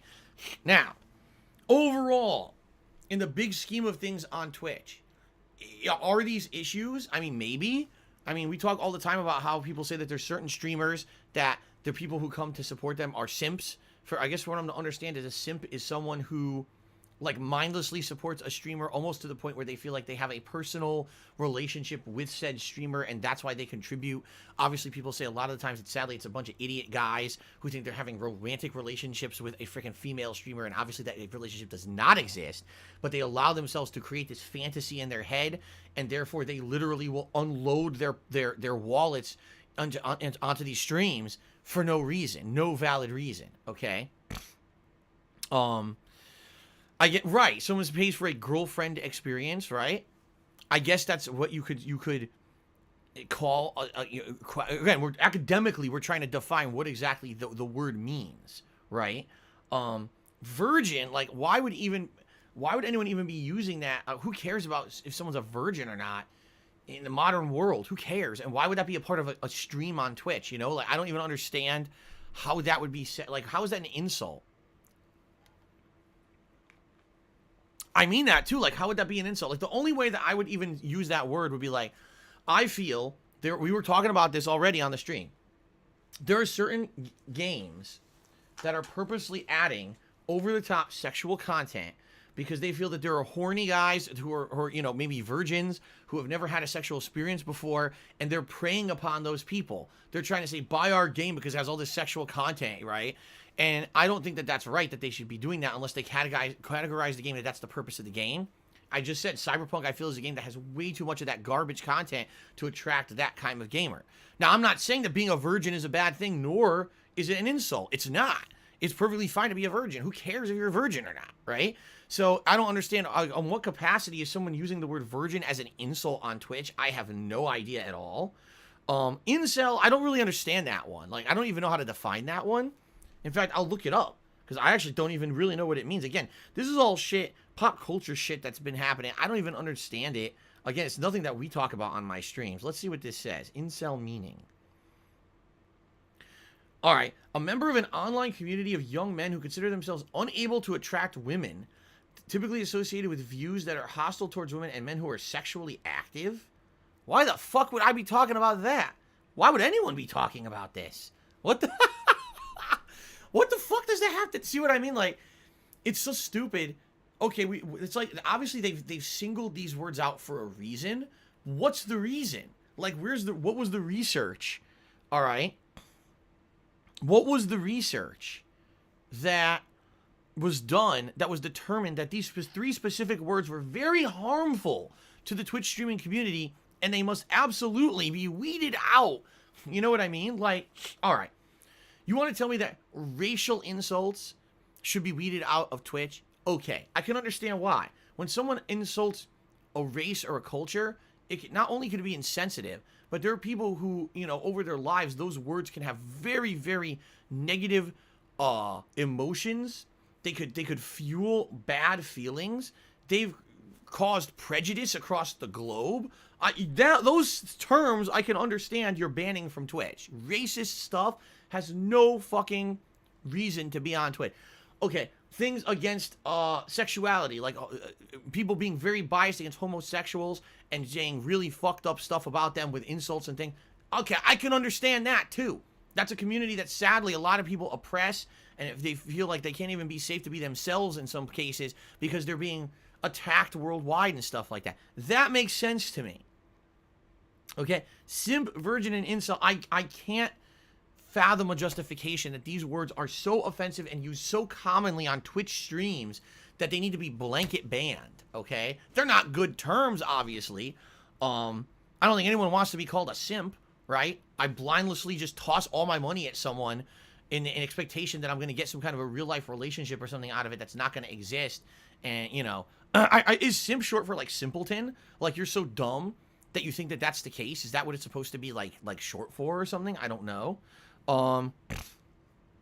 But that really confuses me. It really confuses me. And by the way, I'll say this. I don't feel that anyone who supports me is a simp. No one who supports me is coming, I'm going to throw money at Phil and somehow I'm going to have a close personal relationship with Phil. No, and everyone knows that's not the case. Everyone knows that when you come to my streams, yes, we hang out, we have a good time, we'll chat, we're kind of friendly, but you're not getting a close personal relationship or friendship with me, and nothing's ever going to happen past that, and certainly I never would push that as any kind of a thing on my streams. I wouldn't want anyone to get the wrong idea. Now, how many of these streamers out there are doing that? They're being flirty and stuff with their audiences to get more money out of them, right? I don't know. I don't watch their content. All I know is I do my own thing, right? For me, these three terms are completely meaningless. I wouldn't ever use these like on my streams in anything but an academic reference like we're doing right now, trying to define what they mean or why I would even bring them up. So I don't think, for me, banning these words has zero effect. I'm never going to bring them up anyway, okay? Will banning these words make Twitch a safer place? Again, maybe I'm just ignorant to the fact that maybe there are really destructive, toxic places on Twitch that are constantly using these as insults, but I don't really get it. Okay? I don't get it. But maybe I'm just ignorant to the subject. Okay? Okay, and then a bonus question from Super Flash. He says, P.S. At what age did you stop believing in Santa? I've told the story before, but hey, it's Christmas Eve. I might as well bring it up again. So, when I was growing up, as a kid, I was at home a lot with my mom while my dad worked, and my mom was a stay-at-home mom, and she would watch QVC or Home Shopping Network. She would watch the TV shopping channels. This was before the era of internet buying. It was all TV-based. You could dial in on the phone and order the product over the phone that you were seeing on TV at the time being shown off, okay? And there was one day, I don't remember how old I was, okay? I know I was younger. I think I was probably younger than a teenager. I think maybe I was 10, 11, maybe, something like that. And I was watching my mom was watching QVC or Home Shopping Network. I don't know which one it was. And on the show, the hosts being stupid as hell. I mean, I can't believe the host did this, all right? During the holidays, this was like during December, during the holiday season, they're showing off Christmas-themed products. They're showing off toys. They're showing off decorations for your house, all Christmas-themed. Obvious families might be watching this, right? One of these idiotic hosts says, gee, you know, isn't it a shame when all the magic of Christmas is lost in the eyes of your child when they finally find out that Santa isn't real? They said this on the show. It's like, hey, stupid, knock, knock, kids might be watching. You moron. You're completely spoiled, you know, saying that. And I remember when they said that, I turned to my mom, I said, what? And my mom was like, oh, no, well, I guess the cat's out of the bag now, and what can you do? A host on TV literally just said Santa's not fucking real, right? And the good news about this is, I wasn't like I was a young kid. I was almost a teenager, so already I was to that age where I probably wasn't going to believe in Santa or start questioning it anyway, okay? But yeah, my mom was like, yeah, you know, the truth is that it's something that we do for kids to make kids happy, and they feel like there's magic around the holiday season, and it's your parents, us getting you your presents, just so you know. And FYI, but this is the big thing. I was older than, well, okay, I had already mentioned on this show, every Christmas Eve I would get together with my family, and I had three cousins, all girls. One was much younger than me by 5 years. So, you know, I was like 10. She was like 5 years old. Then one of them was about the same age as me. And one of them was a little bit older, like 2 years older than me. And my mom was like, do not tell them because they probably don't know that Santa's not real. Especially your much younger cousin has no clue. She's way too young to be spoiled on that. And that would be a real shame if they were to find that out. Okay? So, yeah. So I was wizened up to it, and I kind of had the responsibility of not telling my cousins, especially remember I told you my great uncle would dress up as Santa and hand out presents. So here it is, and of course my cousin or cousins still think that he's Santa handing out presents on Christmas Eve when I know there's no Santa, you see? So pretty stupid. Pretty stupid for them to do that on a Home Shopping Network channel or QVC or whatever it was. And from what I'm to understand, they got into a lot of trouble. Not to say it was legal trouble, but like a lot of people complained and said, why the fuck did you do that? Like, you really ruined Christmas for everybody. Oh my god. Alright, Dark Side Krill, thanks for another cheer. I've already answered this a million times. I'm not going to bother talking to you anymore. CM Fool to me $2 says we can do a full run of The Quiet Man. Absolutely. In fact, right now, we're going to end Ask the King early, okay? And we're going to jump over, and we're actually going to just start playing my second run of The Quiet Man immediately. All right? Because, you know, actually, I'm kidding. I'm a Grinch, and I'm messing with you. We're not going to do that ever. We're never playing Quiet Man ever again. So there you go. Thank you, though, for the tip, CM Fool, and happy holidays to you. It's good to see you. Haven't seen you in a while. Kubi Contract, just subscribe for 8 months. Thank you, Kubi Contract, for 8 months resub. Now we move on to the Twitter questions, my friends. Twitter. The first tweet came from Derek, and he says, if you could be a character in a holiday movie, who would you be and why? Oh, my God. Man, who would you want to be if you were in a holiday movie?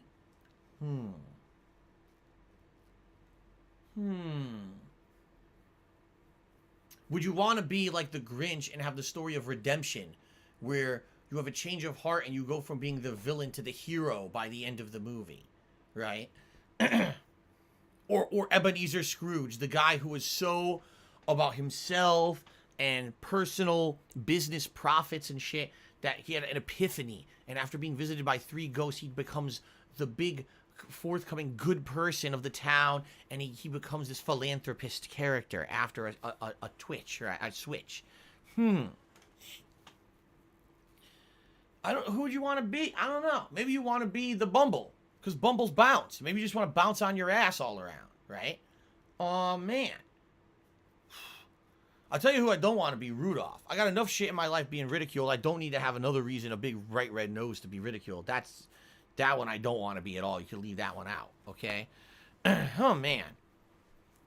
Oh, let me really think about this hard. Let me think about this very, very, very...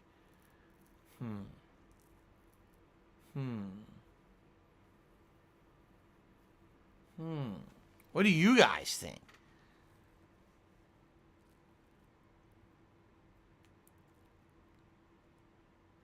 Die Hard 2 is not an answer. That's a movie. So I want to be Die Hard 2. What?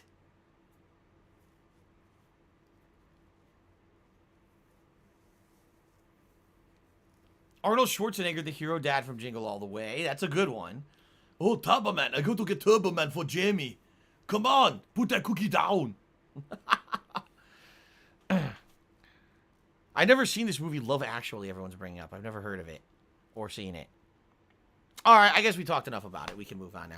Couple shout-outs. Turtle Dude just cheered. He says, Merry, Merry Christmas. Not really a question. I just want to say thanks for the fun streams. You helped me get through some of the stress of starting in a new position and place at my job, and I always tune in at lunch or break to watch your first stream. You're actually 3 hours behind me. I'm on the West Coast. I'm on the West Coast, too.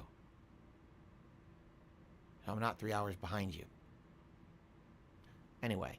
And I always look forward to going home and watching the late streams. It's always fun watching. Keep up the streams and ignore the lame-ass detractors. Maybe you're saying you're on the East Coast. I'm on the West Coast. I think that's what he meant to say, and he said it wrong. Anyway, thank you, Turtle Dude, for the cheer, and Merry Christmas and Happy Holidays to you. Skiddies, resubscribe for 2 months in a row, 29 total. This is Merry Christmas, Phil. Looking forward to 2021 with you, and you as well. Thank you very much. Doc Duffel, Timmy $1 says, you know, you went from The Quiet Man to Scrat's Nutty Adventure. What shitty game will the viewers hound you to play next? Well, the game that seems like it's going to be is Divinity Original Sin 2, which, by all reports, is not a shitty game. Thank goodness. But you're right. Maybe people will find a new shitty game to hound me about now.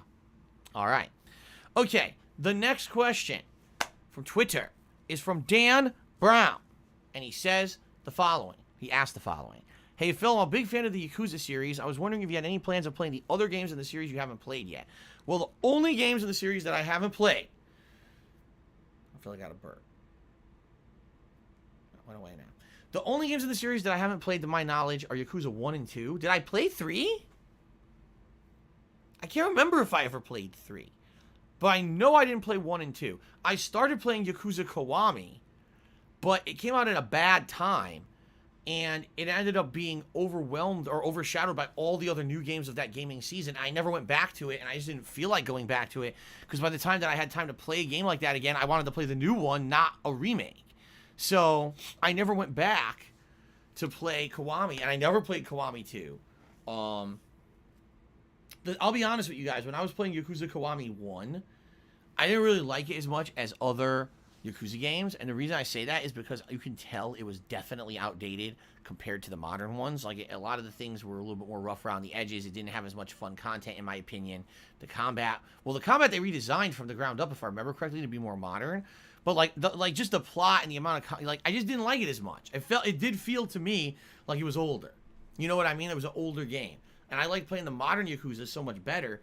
I wasn't getting tons of... If I was getting tons of enjoyment out of the game, I wouldn't have dropped the playthrough. I would have just resumed it later. I just didn't feel like it. So, and if you remember, I actually had watched a plot synopsis of the early Yakuza games in order to play, 4, 5, 6. Like, you have the plot synopsis to get caught up. So I'd already kind of gotten caught up on the events of that game. So there you go. So would I go back and play Yakuza Kiwami 1 or 2? Maybe, but I really have no plans to right now. DK64 Redemption Run has subscribed at tier 1. Absolutely not. I'm not doing a DK64 Redemption Run ever. Ever. I refuse. Turtle Dude said, yes, my bad. I live in New York. I meant to say East Coast. I grew up in the Seattle area, so forgive me. I'm drunk and messed up. You're drunk at 5:20 in the afternoon? Well, good for you, bro. It sounds like your day's like my day yesterday. All right. The next question is from Yak Almighty. And says the following. Would you consider doing themed tips goals? For example, when you're playing Yakuza 7, if you hit the tips goal, you'll put on a red suit jacket so you look like Kasuga. Here's the thing. That's a neat idea, but that would only work for a couple situations. Number one, either a game that's a recurring game that you know I'm going to do on a weekly basis. Like, let's say, Throwback Street Fighter. If I hit the tips goal, I put on a Ryu headband. I tie it on, right? I wear a Ryu headband for the rest of the stream or something stupid like that, right? That would work because Street Fighter is something I regularly play, so that running gimmick would work. My concern would be, like, let's say, for example, you say Yakuza. Well, how long will I play Yakuza, and how much will it make sense for me to buy a whole jacket only to put it on every once in a while when I hit it? What if I play Yakuza 7, and, I mean, the playthrough goes for 2-3 months, so maybe I play like 20-30 streams of it, but we only hit the tips goal 5 times. Now, I bought a jacket just for that, and I only wore it 5 times. You see my point? Like, at least with these vests, they get a lot of traction, right? These vests have gotten a ton of traction this year. You see them being worn a bunch of times versus me buying something specific for only one game. Do you see the difference?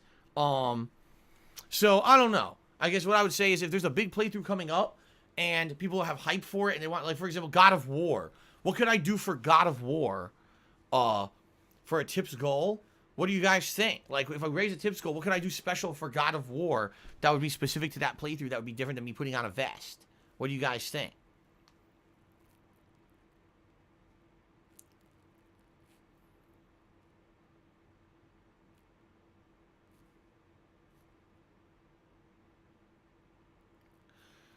Go shirtless, put on face paint, shave my head. You see what I mean? No, these are not. If it's a silly idea that makes sense, and it's not something that's a big investment, and it's not a fucking body transformation, yeah, something silly. Like I said, put on a headband. I look like Ryu now when I'm playing Street Fighter. Okay, but not something that's, do you know what I mean? We'd have to come up with silly stuff to do for certain playthroughs. If you guys have ideas for upcoming games and playthroughs coming out in 2021 and you want to, we could, shoot the shit about those ideas, think about it, I'd be willing to consider that kind of a thing instead of just generic vest, game-specific rewards. But let's figure it out, and it has to be viable. It can't be go buy $100 suit jacket or paint your fucking face live on stream. Like, what are you talking about? No, we're not doing that. No, I'm not getting dick piercings and reflecting, guys. See what I mean? Because we all know Kratos has a bunch of dick piercings, apparently. All right, anyway, continuing on. Snow White asks, do you believe social media has too much influence on mankind? Is it possible to steer the influence away from social media? How would you go about doing so? Happy holidays. I would say social media, obviously in the last 5 years, has completely gone crazy to the point where things become popular because of social media in a lot of ways. Who would have known what the fuck Among Us was if it weren't for some popular streamer playing it and then it going viral on social media that they played it, and then everyone else wanted to jump on that bandwagon, right? Let's be honest. You go to a store right now. Do you see anything about Among Us in person? It's all online social media based, right? No one knows about Among Us in brick and mortar places. If you stay off Twitter, who the fuck would even know what that is? But that's the thing. Like, these things are going virally popular based on social media now. So, social media in the modern era has more influence than it has ever had before in life. At the same time, I do feel that social media can be completely overestimated its impact, all right? I'll give you some examples. Just because someone has a viral tweet doesn't mean that that's going to have any kind of a positive or negative impact at all. It just means that people jump on a bandwagon of a tweet. You know what I mean? Like, people will do a tweet and it gets 20,000 likes. It's like, who cares? It means nothing because in social media, everything's very frivolous and people forget about stuff within a day. So something that's popular or interesting or funny today is already disposed. That's the thing about social media culture. Everything is just utterly disposable, and you can drop one topic and pick up another one that people deem more interesting right away.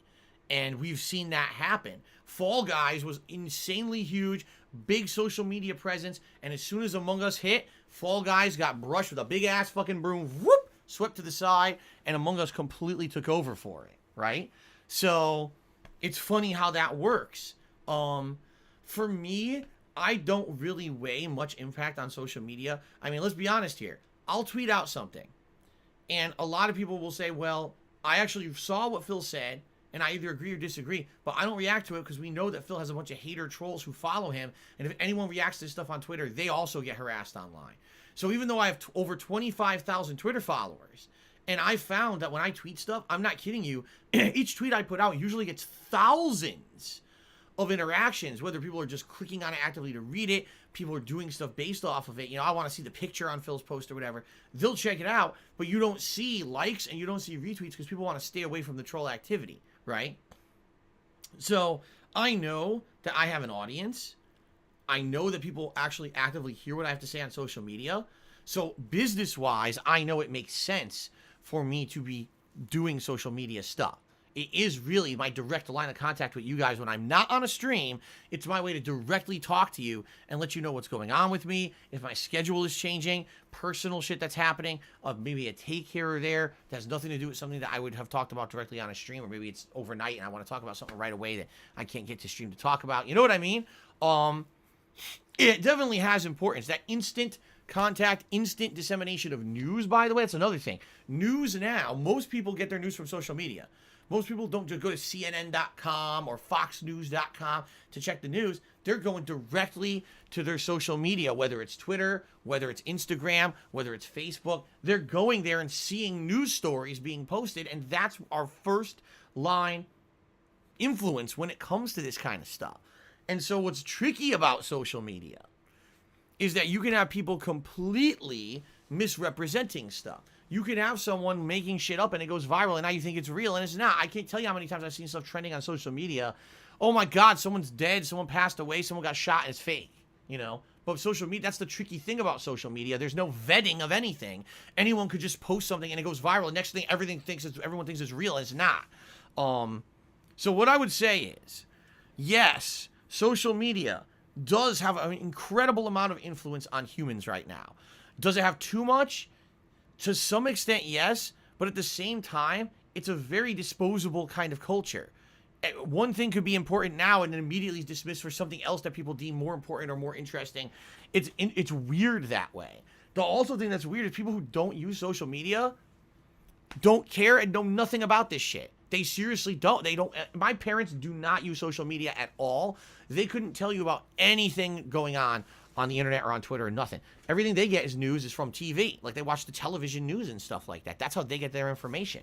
So to them, that shit couldn't possibly matter less, you know? And it's funny because there's so many of us that are attached. We are attached to our phones for the greater part of every single day, right? We're just completely attached to our phones all the time. And we're looking, oh my God, I gotta read this email. Oh my God, what's this trend? Oh my God, what's this, what's that, right? All the time. But for some people, it's not even a consideration. They don't care about it. So it's interesting how that works.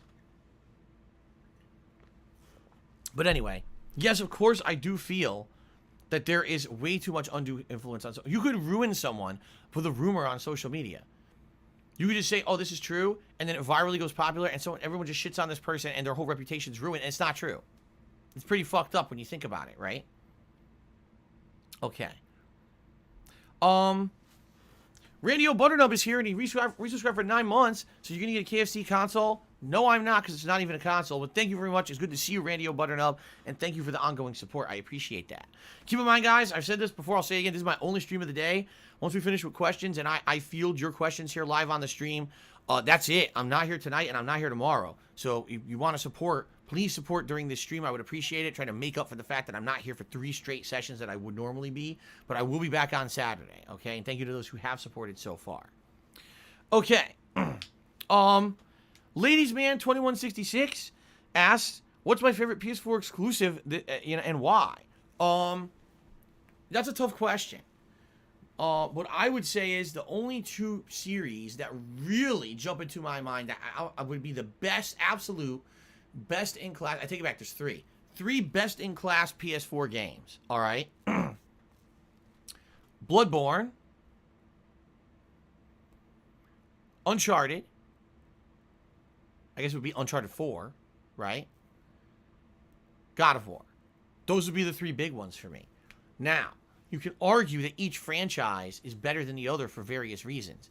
Bloodborne, some of the best gameplay of the generation, incredibly original plot line, with these cool dystopian gothic tones, right? Lovecraftian stuff, and great gameplay, variety of gameplay styles depending on what weapons you use. All right, had great graphics for the time. God of War. I mean, holy shit. I mean, the best of all world. Great graphics, open world, tons of content, interesting, evolving gameplay, well-written story, you know, bang for your buck. You get it all there. Or how about Uncharted 4, which again, people will argue the best Uncharted game, one of the best plots, wrapped up the story perfectly, tons of variety of gameplay, the first open world gameplay ever in Uncharted where you could go open world exploration in certain segments, insanely good graphics, right? It would honestly be very hard for me to pick between those three. If you were to say, you absolutely can only pick one. They were all such great experiences. I don't know if I could, honestly. I mean, I guess what I would say is this: it's this simple. Out of those three games, one of them was Game of the Year for me, and that was God of War, right? Now, I've gone back and I've replayed Bloodborne multiple times, but God of War was, at the time, my favorite game of that entire year. So maybe if I had to completely write off all other PS4 games that were exclusives and pick one, it would probably be God of War. But, I mean, come on, those other two games are outstanding, too. Right? Okay. Vroom Vroom cheered. He said, misinformation is always a problem. The War of the Worlds broadcast that convinced people aliens were invading was a radio broadcast, and Saddam has WMDs in the age of network TV news. You're right. You're absolutely right. And with social media, the misinformation problem is just extrapolated times infinity because people don't vet anything. They're so dumb, they just believe anything they read on the internet, and they think that some story is real. That's bullshit. I couldn't tell you how many times you see something trending, you click on it, and it says, everyone, this is fake, don't believe it. It's like, wait, why are there like 5 million tweets saying that this is not real? Just stop tweeting it, and it'll go away. Okay. Shadow the Hedgehog did another 500-bit cheer. He said, I found an article. Sega prepares console comeback, and they're about to get wrecked. There may be a new console coming from Sega of all companies. Can it compete against the Xbox Series X and PlayStation 5? Considering we have zero information about it, there is absolutely no way that we can even speculate. Thank you for the cheer. If I had information about it, maybe I'd talk about it, but we have none, right? Okay. Fred Herbert asks, what plans do you have for your channel in 2021, and do you have any goals? All right. First of all, my goal is to obviously maintain the level of success I had this year. Do I think the vest streak is going to happen again? No. But it's really neat that now, no matter what game I play, that people will come out and hang out with me and support the streams. I like that. I mean, let's face it. I'm playing Yakuza as a main playthrough, and it's working. That's crazy. Previously, I wouldn't be able to play an RPG like that and have it be a mainstream. People would complain. It's what people are coming. They're supporting. This is outstanding that I'm able to do that. Now, what I would definitely want to do in 2021 is improve my streams. All right? What I want to do is get rid of this chair, okay, that I've used now for about 3 months. It's old and creaky. It's not even like sitting right anymore. The cushion is flat already. It's not great for an angle for recording or anything. I want to get a better chair. I want to get a better laptop. I can barely even use my laptop anymore. Even refreshing it and everything, it barely works. So I would say first 2 equipment upgrades for 2021 when I could do them is a new chair and a new laptop. All right. Once those are done, we can look more long-term towards things like, can we add a green screen? Can I get a better PC to handle that? You know what I mean? Like upgrading the capture setup. Because right now, I can only capture at 1080p. So maybe I could improve the capture setup. If I have a new PC or whatever, it could be better. I don't know. Right now, I'm very limited with what I can do. I'm not kidding. I'm using a 6-year-old capture device, you know. And this is my job, and I'm using a 6-year-old capture device. So those are things I would say. Number one's got to be the chair and the laptop. Those are essentials to even do daily work. Then it would be, can I upgrade my rest of my setup over the course of the year? We'll see what happens. Okay, but I hope I can. We'll have to find out. And then go from there. You know, again, the one thing that I absolutely want to say is I just hope that 2021 could possibly be the first year for like the past 5-6 years where there's no panic, there's no scariness about income and about things that are gonna, oh my God, now something happened and I can't stream and I can't put videos on YouTube and I got screwed over.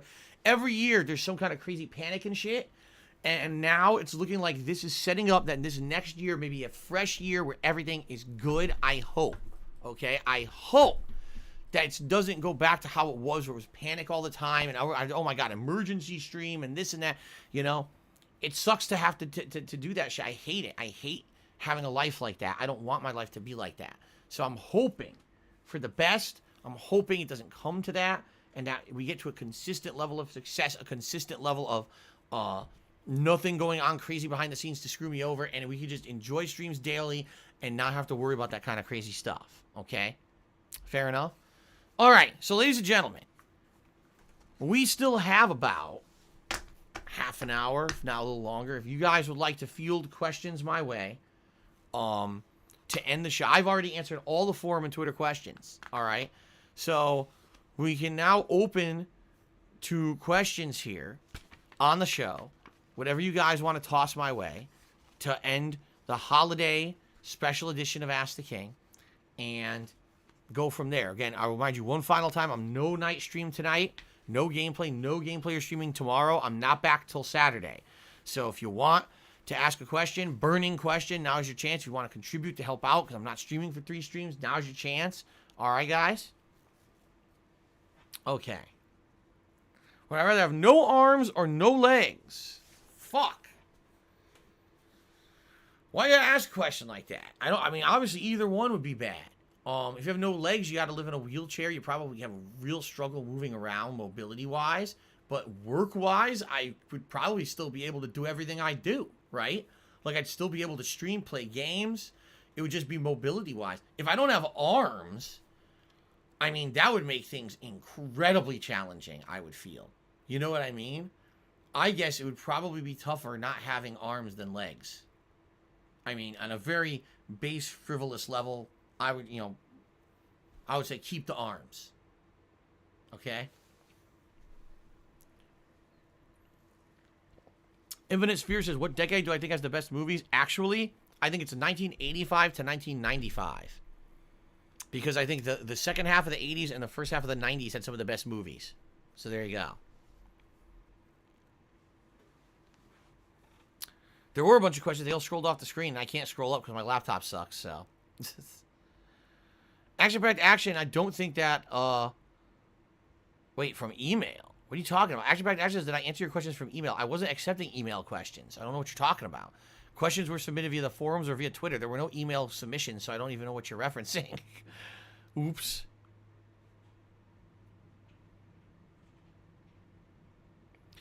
TJ Gamebox actually just asked an interesting question. He says, if we're going to be paying $70 up front for games now, on this upcoming console generation, do you think that we'll keep getting nickel and dined for everything like expansions and DLCs, or do you think that the game developers will have good faith and actually give us content for free?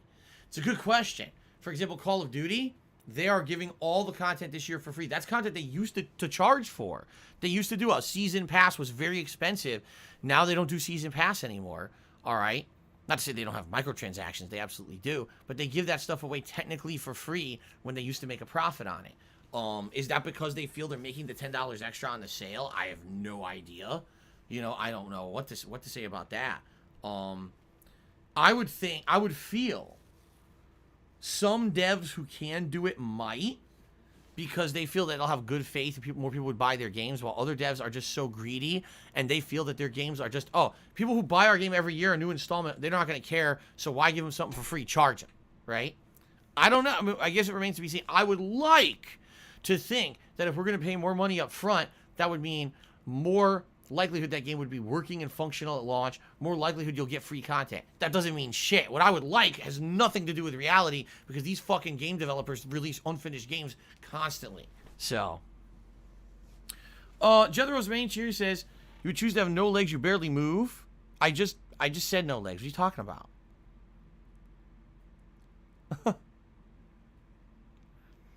Headband Julian asked, will I play Danganronpa V3? I would likely say yes, eventually I will. It just hasn't happened over the last couple of years. If you remember when Danganronpa V3 first came out as a new release, I had just played 1 and 2 in the collection over the last year. So there was no way I was going to play 3 like that.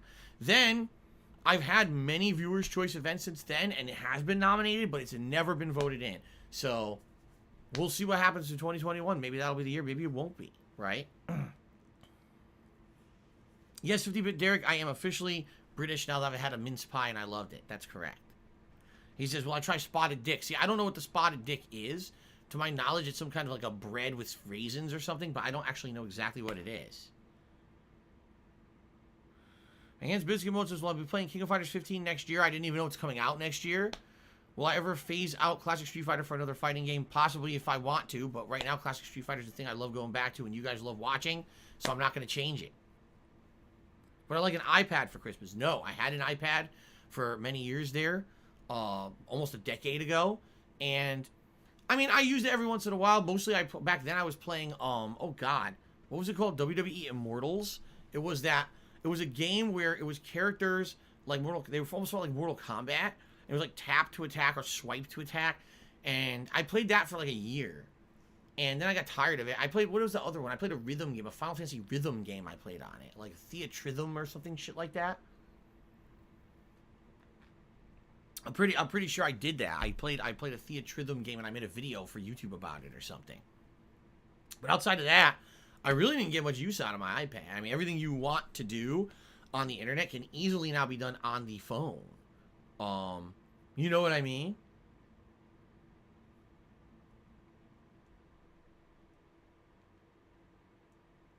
Yeah. Is there a genre of game I haven't played that I want to? I mean, not to my knowledge. What genre of game have I not played? I've dabbled in everything, whether it's sports or puzzle or action adventure, shooter, RPG, rhythm. I've done pretty much every style of game. I'm not aware there's a whole style I've completely missed or anything like that. Furious Kirk cheered. I don't know if you already talked about this or you're worried about a new streaming law that seems like it will pass. Maybe you can do a video explaining why or why not it's a problem. The law you're referencing is a law that was pigeonholed into this stimulus bill, which is now being completely held up, demolished. Who even knows if that's going to pass at this point? But the discussion is that essentially this law, what it's supposed to do is make a streamer or streaming service responsible for copyright issues when they're streaming. So for example, if you're streaming and someone determines what you're streaming is copywritten content, and they shut you down for it, and it's determined, yes, you did violate copyright law, it could be considered a felony, meaning you could go criminal charges, you could go to jail for it, all right? Thing is, with all these claims that go out for copyright, okay, most of them never stick. Like, for example, all the claims I get are always fake. It's bullshit. Even if Atlas hits me with a fucking copyright strike, I just dispute it. I say, no, bullshit. You got to prove in a court of law that it's against the law, and then they clear it up anyway.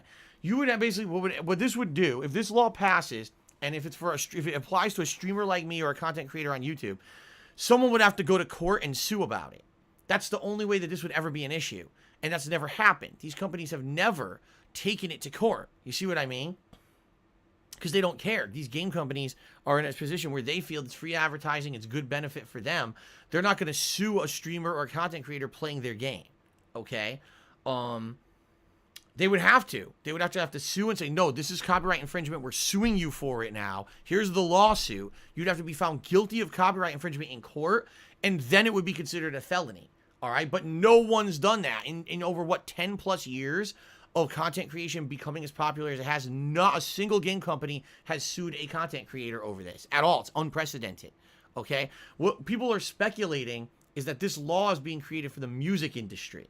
That the music industry is very angry that their music is being used illegally in various places. They actually believe that there's websites that stream music that are you pay to work to build, you pay to be there, and you can stream music that these websites don't have the rights to stream. So what they're claiming is this law will basically make it a felony to do that, and you'll see overnight all of those stream sites will shut down.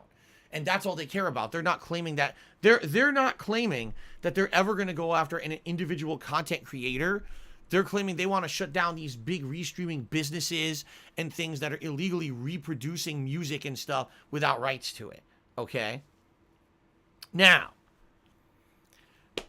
is it true or not? Ultra David, who is an actual lawyer and a major person in the fighting game community, weighed in on this on Twitter and basically said, the way the word is lauded.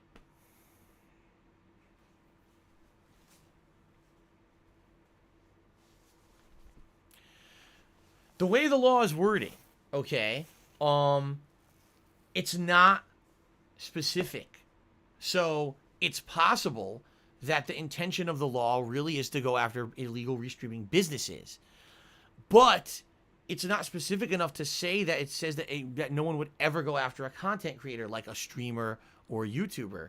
And that's, I think, where the panic is coming from. It's too broadly worded.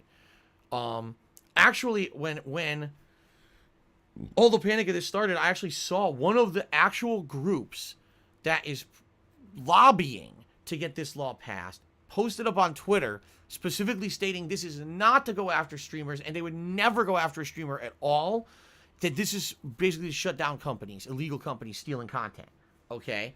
But again, when you put something into law, this is the problem. It doesn't matter what someone said on the internet. It doesn't necessarily mean that that's how it's going to translate into reality. You know what I mean? So I think that's where the big panic is coming from, is what if this does pass as is, and then some overzealous asshole decides it's time to prosecute everyone who streams games, right? So here's the thing. Number one, it's a gray area, and it doesn't seem like there's anything there that's concretely saying it's going to be bad. Number two, I don't think there's any way we can stop it. If they're going to keep pairing it in with the stimulus bill, some form of the stimulus bill is going to pass. Whether it's a $600 stimulus, a $1,200 stimulus, a $2,000 stimulus like Trump and Democrats want, no matter what it is, all right, something's going to pass, and it seems like this is going to pass. The question is, what will be the implementation of the law? Will businesses like Twitch and YouTube overnight feel like they're at such a risk now that now they have to make these knee-jerk reaction changes to their businesses to protect themselves? Or will this not be that big of an issue because no one's ever actually been sued over this, and therefore no one will really care? I don't know. You know, I don't know how people are going to react to this, or how anything's going to react to it, okay? Doc Double $2 million, and will there be any more troll cameo videos about you? Like Andy Dick? I have no idea. I have nothing to do with them. I never watched any of them.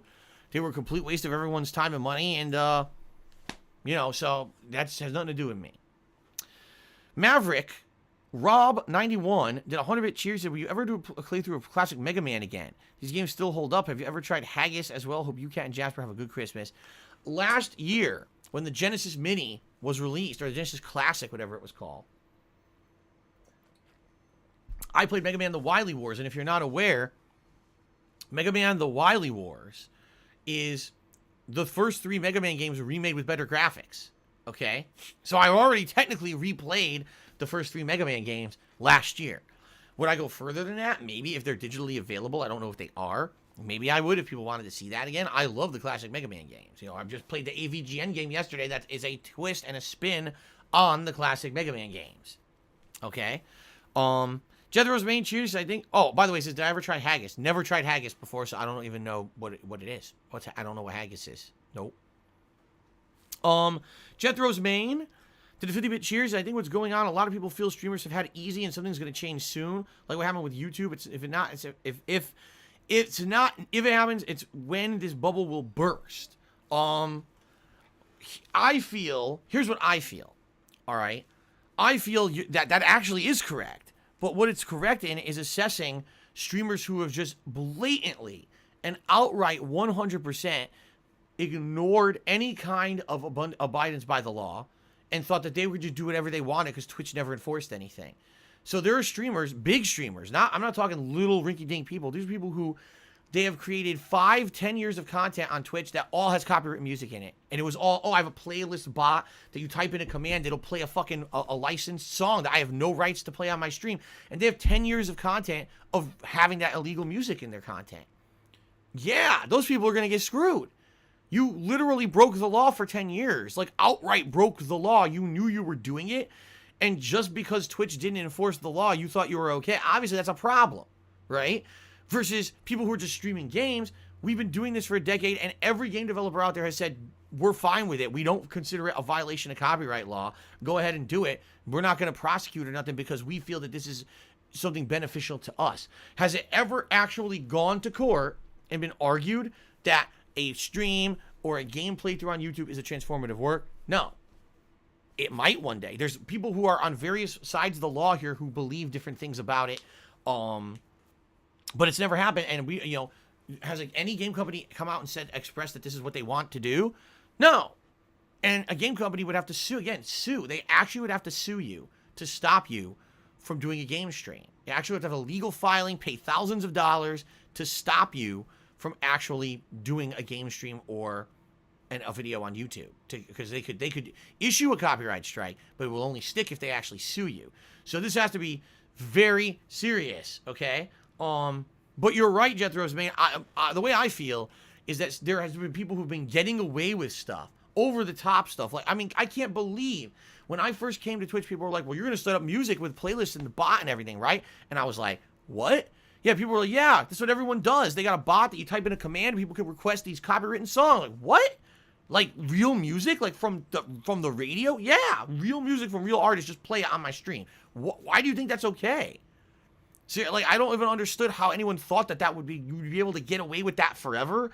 Like, that doesn't seem right to me at all. It just seems like, oh, everyone's doing it, just follow suit. If everyone else could do it, I could do it too. So everyone just started doing it, and then all of a sudden, overnight, Twitch hits everyone with 1 million DMCA claims stating that all the content is illegal. And it's like, what did you think would happen? Oh, I lost 5 years of history of my community. Well, 5 years of stolen music. Like, what did you think would happen? Why do you guys think I play my own musical remixes on my stream? It's my fucking voice. No one can fucking claim that. That's why I do that, All right. Anyway, again, we don't know what's going to happen. Jethro's main, you're maybe right. Maybe a bubble will burst. Maybe it won't. We're going to find out, right? What I know is you guys have shown me time in and time out that you guys will support me no matter what I choose to do. I've seen it. You guys said it doesn't matter if you make videos for YouTube. It doesn't matter if you make streams. It doesn't matter what business you go to, what form you put out content. We like you, Phil. We want to follow you wherever you go, and we'll support you. And I appreciate that. So for me, will it be tough if Twitch has to completely change their policies and everything, and everyone's like, well, if you stream a game, you got to turn all music off in the game? Yeah, that would suck, but I mean, we could get around it. We'll fix it. We'll do whatever we need to do. I'm an adaptable dude. I've changed a lot of times over the last 12 years that I make content. If I got to change again, I'll change again. But I'm not going nowhere. You know what I'm saying? Okay. I buy Pepsi Max, resubscribe for 34 months. And says, Merry Christmas. I hope you can have a fantastic day, from Joe. Thank you very much. What a nice sentiment. I appreciate that. Okay. All right. Doc Duffel took another $1. Says, have you watched Shatsman and Hole Punch with Cat? Shatsman? Shatsman. I'm pretty sure it was not called Shatsman. I think you're off by a few letters, but no. Listen.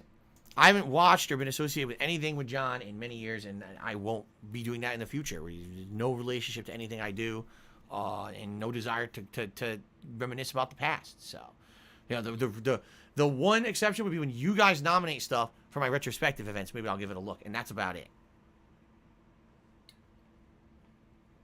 Shatsman.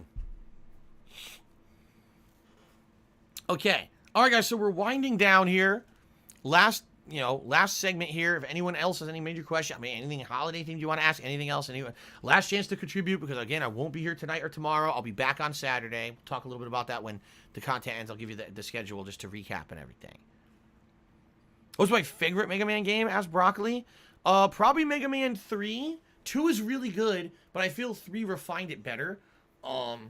Mega Man X as well. Mega Man X series is really good. Mega Man X 1 and 2 are really outstanding games as well. So, any chance God Hand will ever return? If people want it, I own the game. I would be willing to continue to play through if people wanted it, but no one's really asked for it.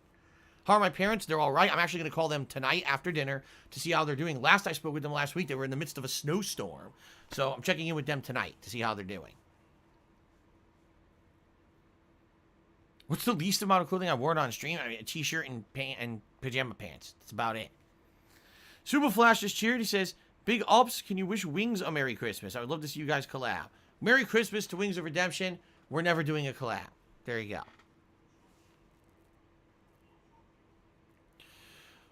Fail Monkey says, how do you stay immersed in story-driven games when you only play them every once in a while? I mean, that's actually an interesting question, because I'm a variety streamer. There's some games I only get to play once or twice a week sometimes. Yet somehow I need to stay immersed in them. And it can be trust me, it can be very challenging. It can. Trying to stay, okay, what happened in the plot of this last time I played it and stuff? Sometimes I have to, like ask the viewers or for a recap. Sometimes I will literally rewatch the last few minutes of the video on YouTube before I jump to the stream to try to recap in my head what exactly is going on, because you can definitely lose track for these ongoing games with interesting and involved narratives. But I mean, there's no tips or anything to doing it. It's just basically staying on my toes and trying to remember everything. It can be daunting. When I'm playing this PlayStation 5 launch, I was playing 6 games at once. Luckily, some of those games weren't very heavily story invested, right? That Indie Glow just to me $10. Thank you very much, Indie Glow. He said, I wanted to wish you and your family a Merry Christmas and a Happy New Year. Stay motivated and stick to what you're doing. Hopefully in 2021 will be an even more progressive year for you. Thank you very much. That's very nice of you. And I wish you and yours a very Merry Christmas as well, and Happy Holidays. I hope you have a safe one. Maverick Rob cheered again. He says, Spyro or Crash, what's your favorite? I would go overall with Crash. I do like Spyro. But Crash I actually played when it was new. Spyro, I didn't have any contact or gameplay of Spyro until the remastered collection came out. I take that back. I think I played Spyro 1 on PSN as a PS1 game, and then the collection came out and I played the rest, right? And I like Spyro, don't get me wrong, but I do feel that Spyro in general is a little bit easy, while I do feel that the Crash games are much more challenging and have a little bit more variety, so I'm going to go with Crash. There you go.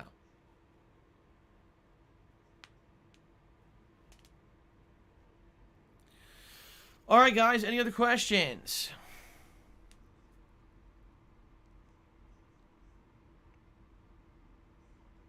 Yeah, BattleDuck 9000 just said something very interesting, and I have to agree with it, all right? So let's read this here, if I can see it, because sadly, it scrolled off the screen and my laptop doesn't really work, so I don't know if I'm even going to be able to... I'm going to have to just paraphrase it. Well, essentially what BattleDuck is saying is, isn't it interesting how most or a lot of iconic duos, especially on the internet, never seem to last? That they always seem to be a disagreement. There always seems to be like a breakup between them. And maybe it just is that it leaves fans to reminisce about the good old days, and maybe that's just a necessary thing that happens because people are different, and maybe sometimes opposites attract for a temporary time, but then it doesn't work out long term. I can definitely understand what you're saying. In the case of, me and John, I don't necessarily think we were opposites at all. I think we did have a lot of things we were different in regards to.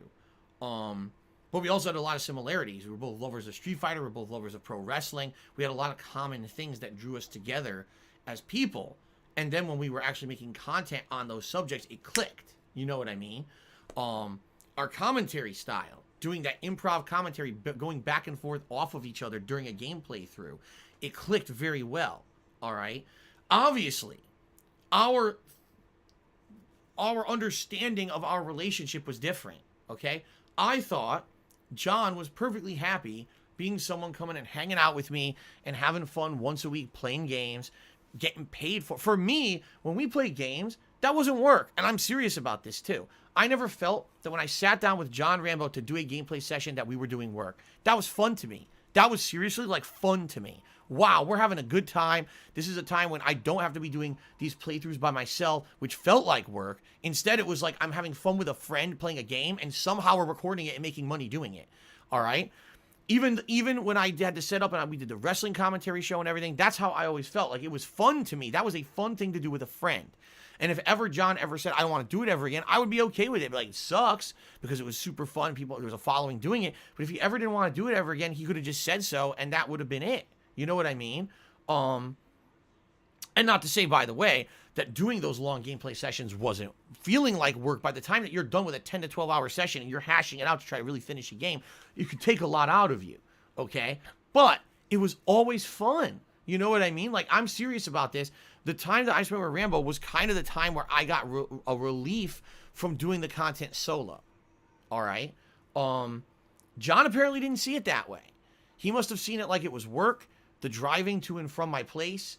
You know what I mean? Like, apparently he wasn't enjoying it nearly as much as I was, but he never expressed himself like that. When he came over those days, we would talk behind the scenes about personal stuff for hours sometimes. Sometimes we'd have a 2-3 hour conversation before we ever created a piece of content for the internet.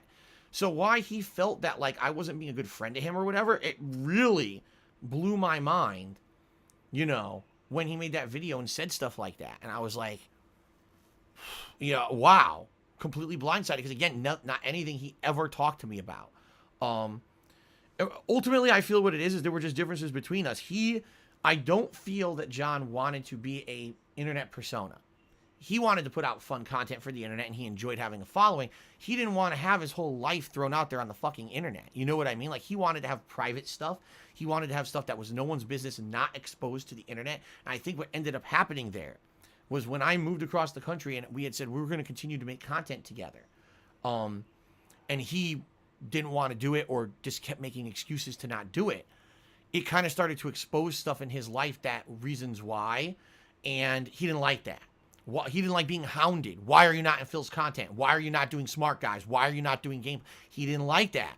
So after a while being hounded for like a year and a half, he snapped and said, fuck this, I'm just going to do this and get out of Phil's life by making this video. You know what I mean? I want to be completely disassociated from Phil. This is the way to do it. Because the thing is, you say, oh, people grow apart. People who do these duos or whatever, they grow apart, they have disagreements. There was none. We didn't grow apart. There was no disagreement. It was, we were completely friendly up to the last moment.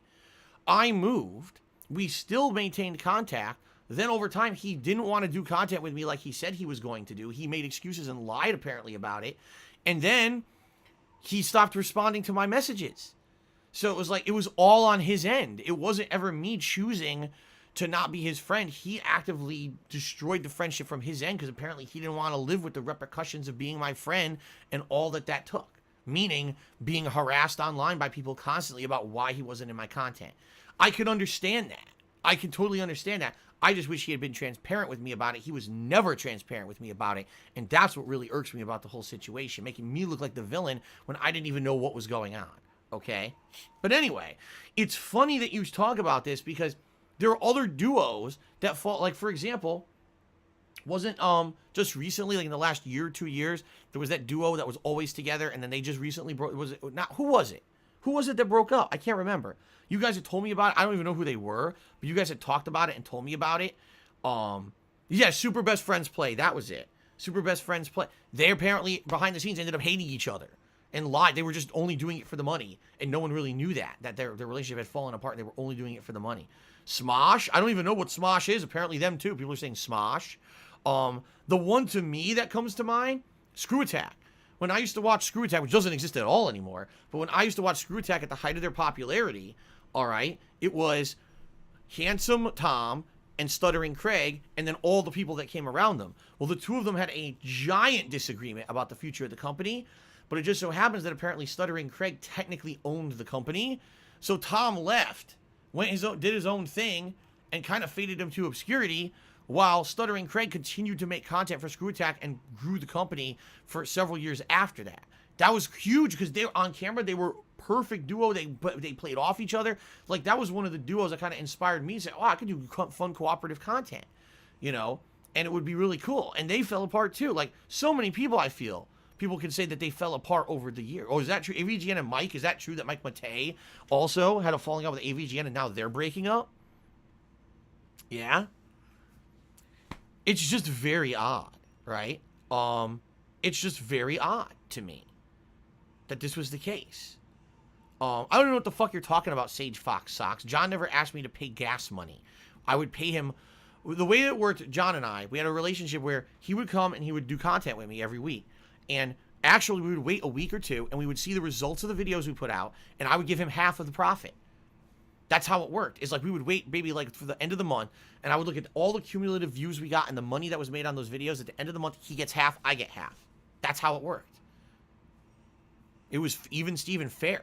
The only time that we had to change doing that, Machinima was falling apart at the seams and wouldn't even provide data anymore on how videos were performing.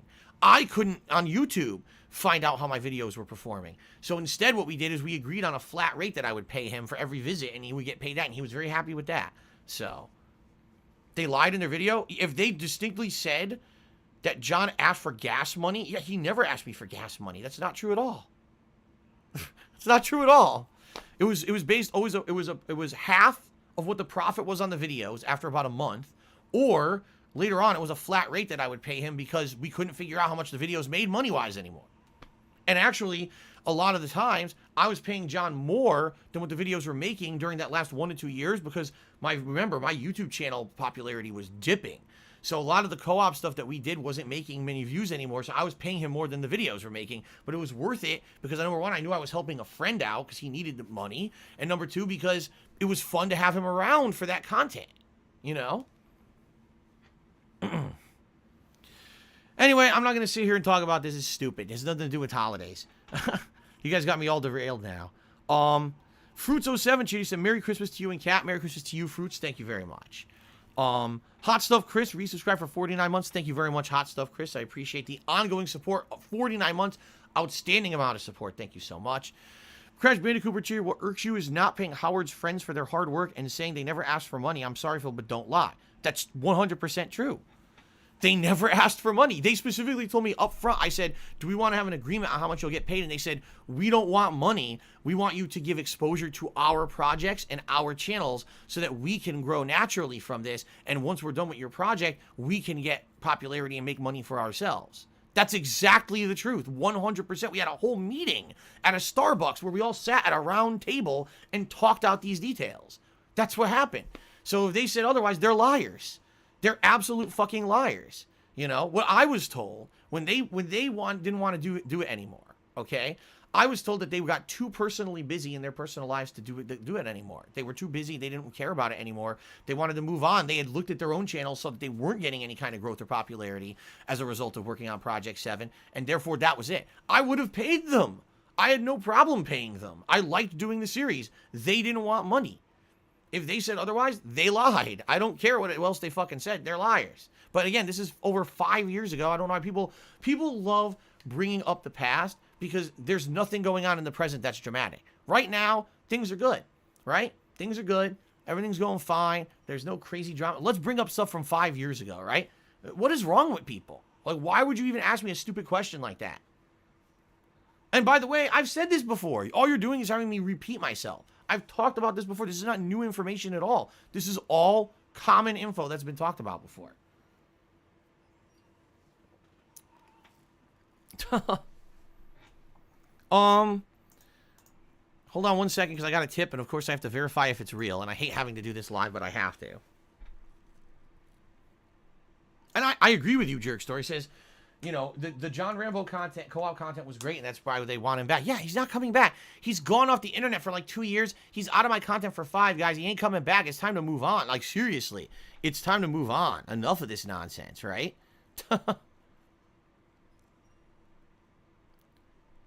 All right. Battle Duck 9000. To me, $8.40. I don't know why an odd amount. He says, any in-game special events that come to your mind that you haven't ever really liked? In-game special events. I don't even know how many in-game special events I've ever participated in. Like, I don't know if I necessarily play games that have that kind of content. You know, like, I was looking forward to the Animal Crossing stuff this year, and then I completely just don't care about it anymore. Like, at one point, Animal Crossing died for me. Oh, by the way, all right, okay, how about this? I've been saving this for today, and I forgot about it, and now we can do it. So there's this thing that Nintendo did where you can look up your game history for the year, and I did it. So here's my game history for 2020 on the Nintendo Switch, okay?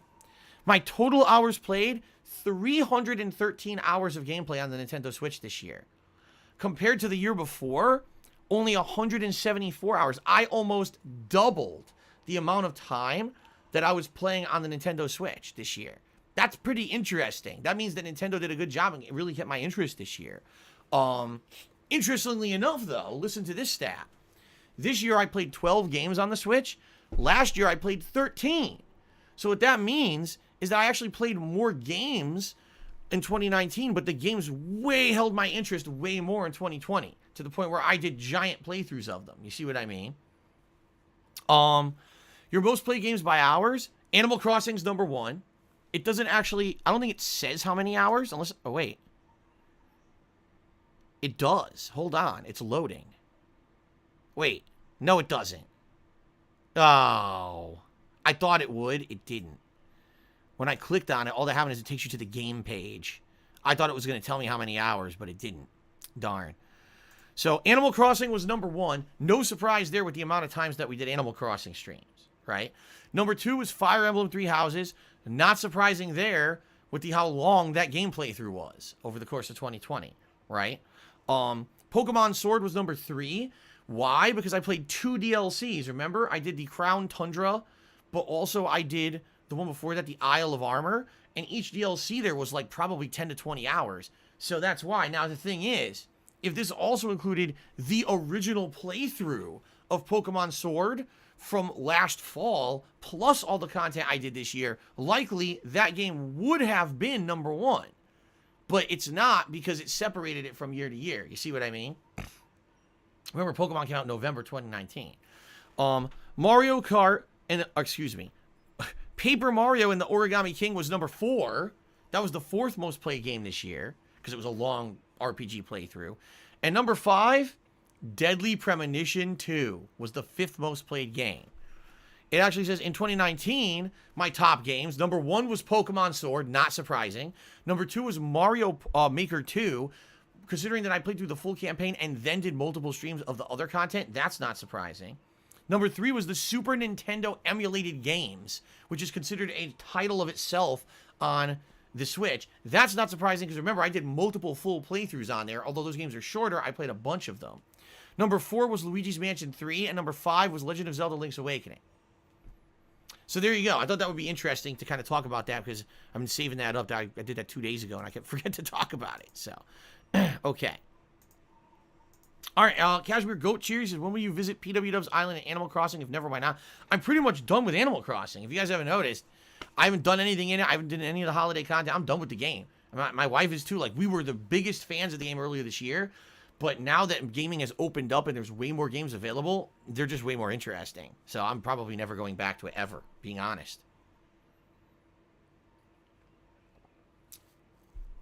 Okay, guys. Any other questions? We still got a little bit of time left if you guys have questions. And again, last chance if you want to contribute before I'm gone until Saturday. Okay?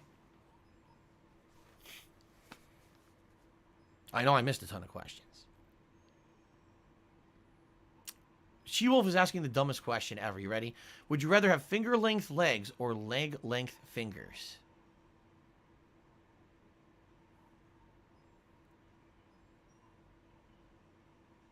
A Reflecting God asks, Friday the 13th or Nightmare on Elm Street?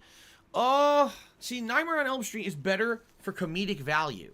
I think that Nightmare on Elm Street has funny scenes, but also horror scenes. I think for pure scares, Friday the 13th is scarier than A Nightmare on Elm Street. At least that's how I feel. You could disagree, but I think it's scarier. So I'm going to go with Friday the 13th. Infinite Sphere wonders, do I think that things will be better this year under our new government in the United States because we're going to have a change here, you know, with Trump going out of office? I have no idea. I don't even bother speculating anymore. There's no point. It's too insane at this point. I would never waste time even speculating on that shit. Maverick Rob feels I should do another playthrough of Mario 3 because it's the strongest Mario game in his opinion. Did they put that on the Virtual Console on Switch? I think they did, right? It's one of the games that they put up there that you can play. I mean, I would consider doing it. Remember, the first playthrough I ever did of it was a co-op with John Rambo many, many years ago. So doing a second run that's all me and interactive with you guys, I'd be down for that.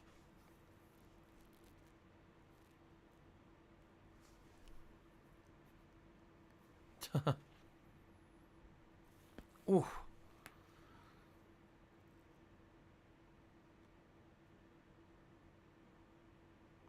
Spartan King asking for a shout out is not a valid question for a Q&A show, just so you know. It's very disrespectful. How dare you?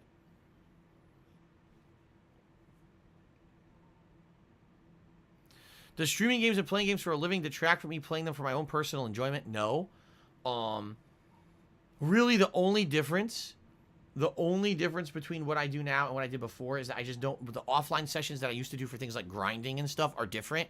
And obviously when I used to play games, there was no pressure to constantly interact with you guys.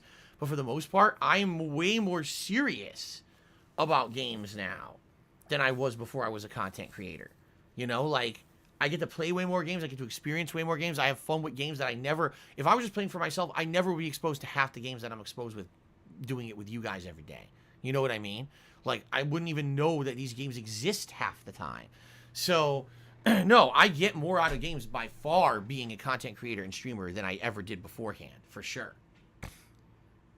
Well, Merry Christmas to those of you who it is actually Christmas Day. Some people are actually telling me that it has become Christmas Day as I was streaming here. So congratulations to those of you who it is now Christmas, and Merry Christmas to all of you. Very nice.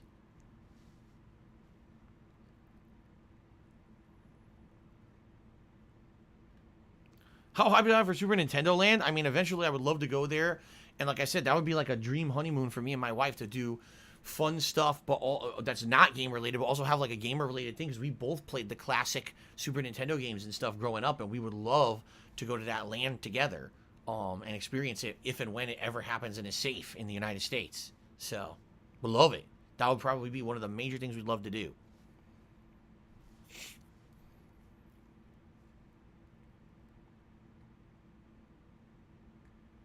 Crash Bandicoot chooses, before I play God of War Ragnarok next year, will I play the one I never played, God of War 2? And I'm the only person who's ever asked for that. I could.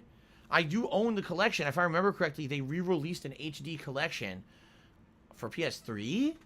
I don't remember what I know I own the HD collection. The question is, what do I own it for? Because it's been so long. I could play God of War 2, the classic, if people wanted it. I think I own it digitally, the rights somewhere, if people wanted that. But I have, again, when you ask me one-off questions about games like this, my answer is always the same. People never ask for it in the we do viewers' choice events. People never ask for it. If there really is a big demand to see me play certain retro games and things I've never done, you gotta campaign for it, and you gotta get people to vote and nominate for this stuff when the opportunities arise. When I'm doing one of these events, make sure people are aware that it's an option and people would be interested in seeing it because it's a lead into a new game coming that year. It's funny that then people say, well, you never played it. Well, how many times have I done a viewer's choice event and no one nominates or votes on it, right? It's not me. Remember, understand something. I'm one man. You are many. I am one. You are thousands out there. And all of you probably want different things. So you got to rally together to try to get other people to have like mine when I have these viewers' choice events and things to get these nominated, or else I'll never play half this stuff. You know what I mean? Gabby Soft Pillow tipped me $1 says, will you be joining us drinking? What do you mean? I still have eggnog. I only had 1 cup of eggnog last night. Maybe I'll have some eggnog tonight. We'll see. I mean, Battle Duck, quite literally. He says, we are Legion. Quite literally. You guys are. You are Legion. You are many people who all are unique, and you have your own unique likes and tastes and desires and things you like, and you want to see me play. And I'm just one dude here, and there's no way that I could ever have, what's the consensus on what people want to see me play? You want to see God of War 2? By all means. Next time I do a viewer's choice, nominate, vote, get people, motivate other people to nominate and vote for it. You know what I mean?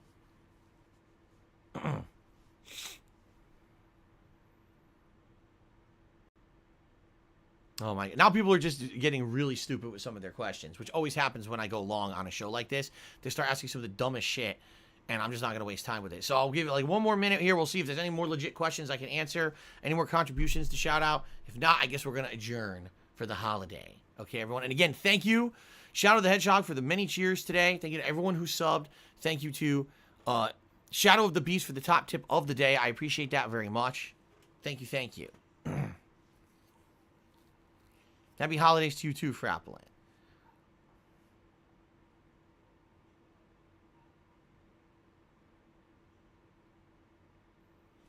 What do I want to see in Street Fighter 6? A return to classic Street Fighter gameplay. Don't make it so that every fucking move has insane input delay, that the game is a pattern fighter with 400 hit combos that everyone can do. It's got to be a game that goes back to the core base mechanics of what made Street Fighter good.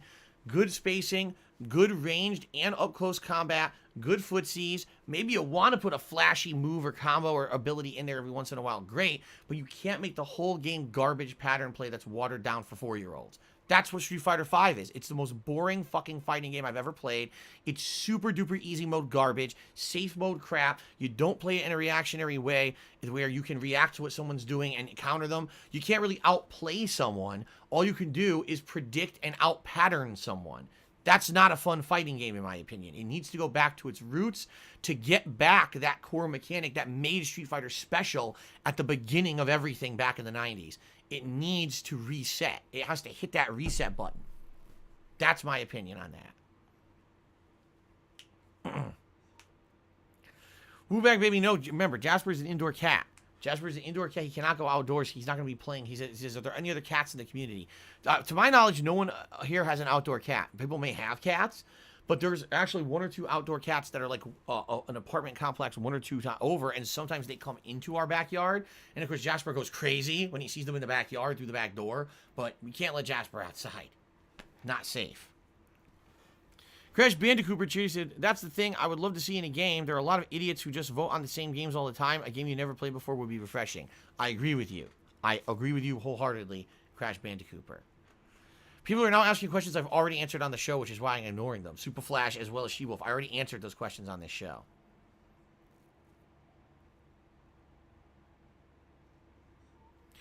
Infinite Sphere says, do I know anyone who celebrates Christmas for religious reasons? Not anymore. I used to. When I was growing up in Connecticut, I knew several families who were religious. I mean, my family was religious pretty heavily religious at one point, going to church every week and everything. But I basically kind of grew out of it, and now I don't know anyone like that. So,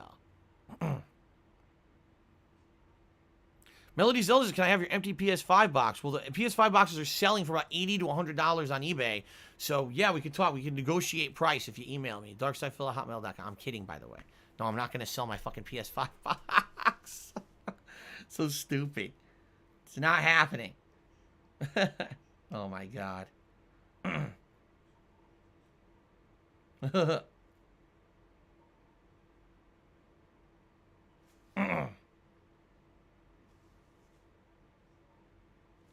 Okay.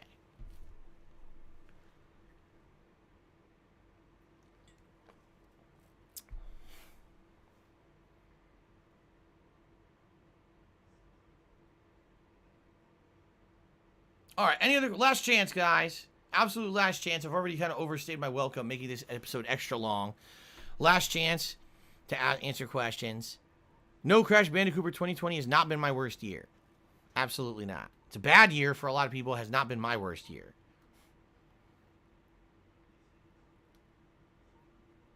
Am I allergic to Jasper at all?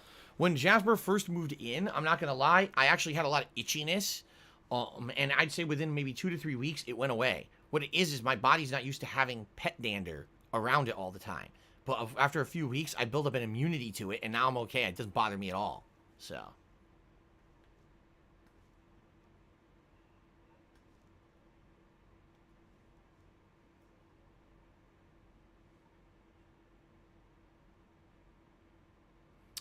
Happy holidays to you guys. A few people just said no questions, but happy holidays to you and your family. Happy holidays to you guys as well. I really do appreciate that.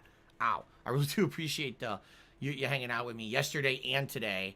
I hope that you guys have a good time tonight, tomorrow, when you're away. You know, come back full force on Saturday with gameplay again. But I hope that you guys do have a good Christmas, you know, away from the streams. Thank you guys. I know it's weird because I'm here almost every day. To have, you know, a couple days here where I'm not here all the time is weird, but You know, it's a holiday. Come on now. All right. I think that's it. I'm not seeing any more legit questions. No contributions to shout out. So, all right, ladies and gentlemen, happy holidays to all. Thank you guys very much for a great couple of days here of holiday festivities. By the way, the decorations aren't going away for now. They're going to stick around for at least another week. Probably early January, I'll get rid of them. But they're nice wintry decorations anyway. And I sad to see them go. I really enjoy decorating and enjoying the Christmas theme, the Christmas spirit around this time of year. So I'm not going to just immediately take all this down. It'll be there at least for another week or so. And then probably sometime in January, I'll have to actually take it down. So, okay, guys? All right, guys. Thank you very much. Thanks to everyone for a great Ask the King. I hope you guys enjoyed it. Thanks for a great 2020. I'll see you after the Ziggy Piggy's back! But for those watching on YouTube, thank you for watching on demand. I appreciate it. For those watching live on stream, thank you. I hope you enjoyed the special holiday edition of Ask the King. Until next time, peace out, everyone. See you later. Merry Christmas. And happy holidays. Are you a functional retard? I have to ask.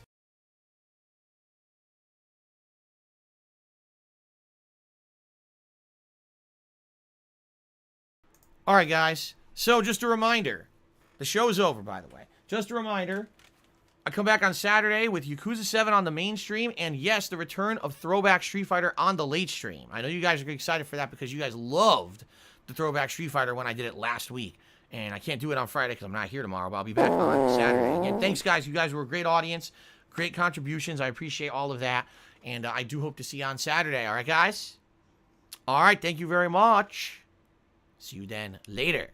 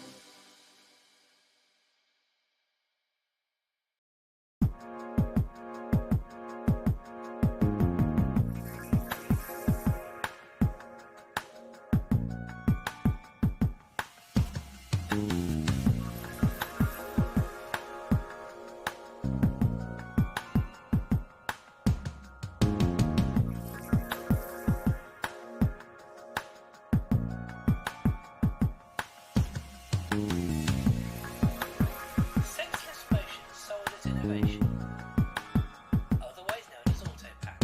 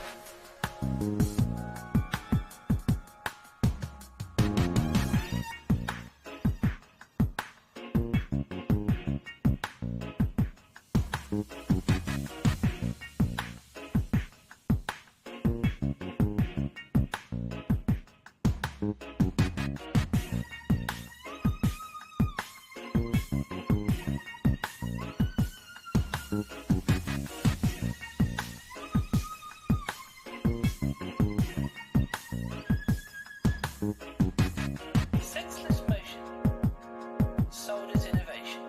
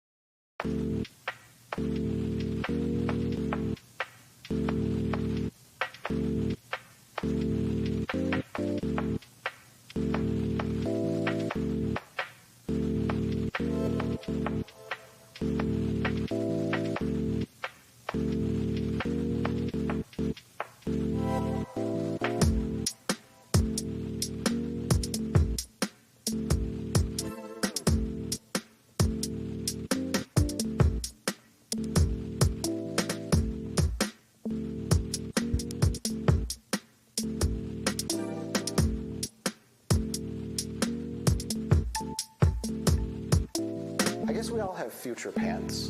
They're pants we're going to wear tomorrow, and the next day, and the day after that.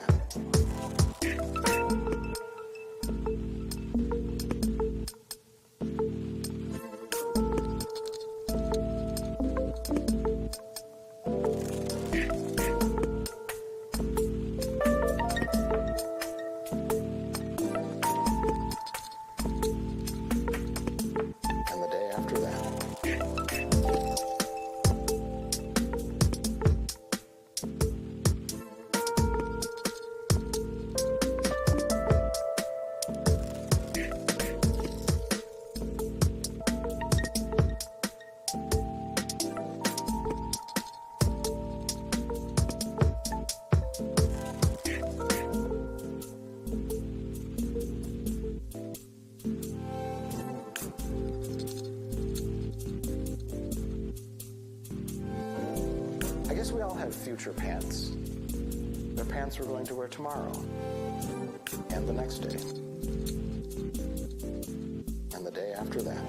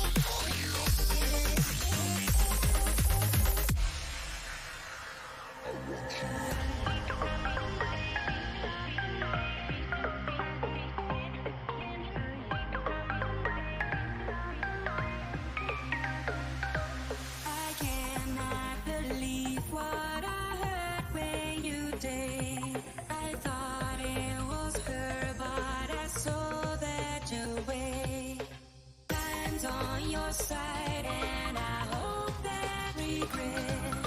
Still I see her, and I know that I'll get. And light it up.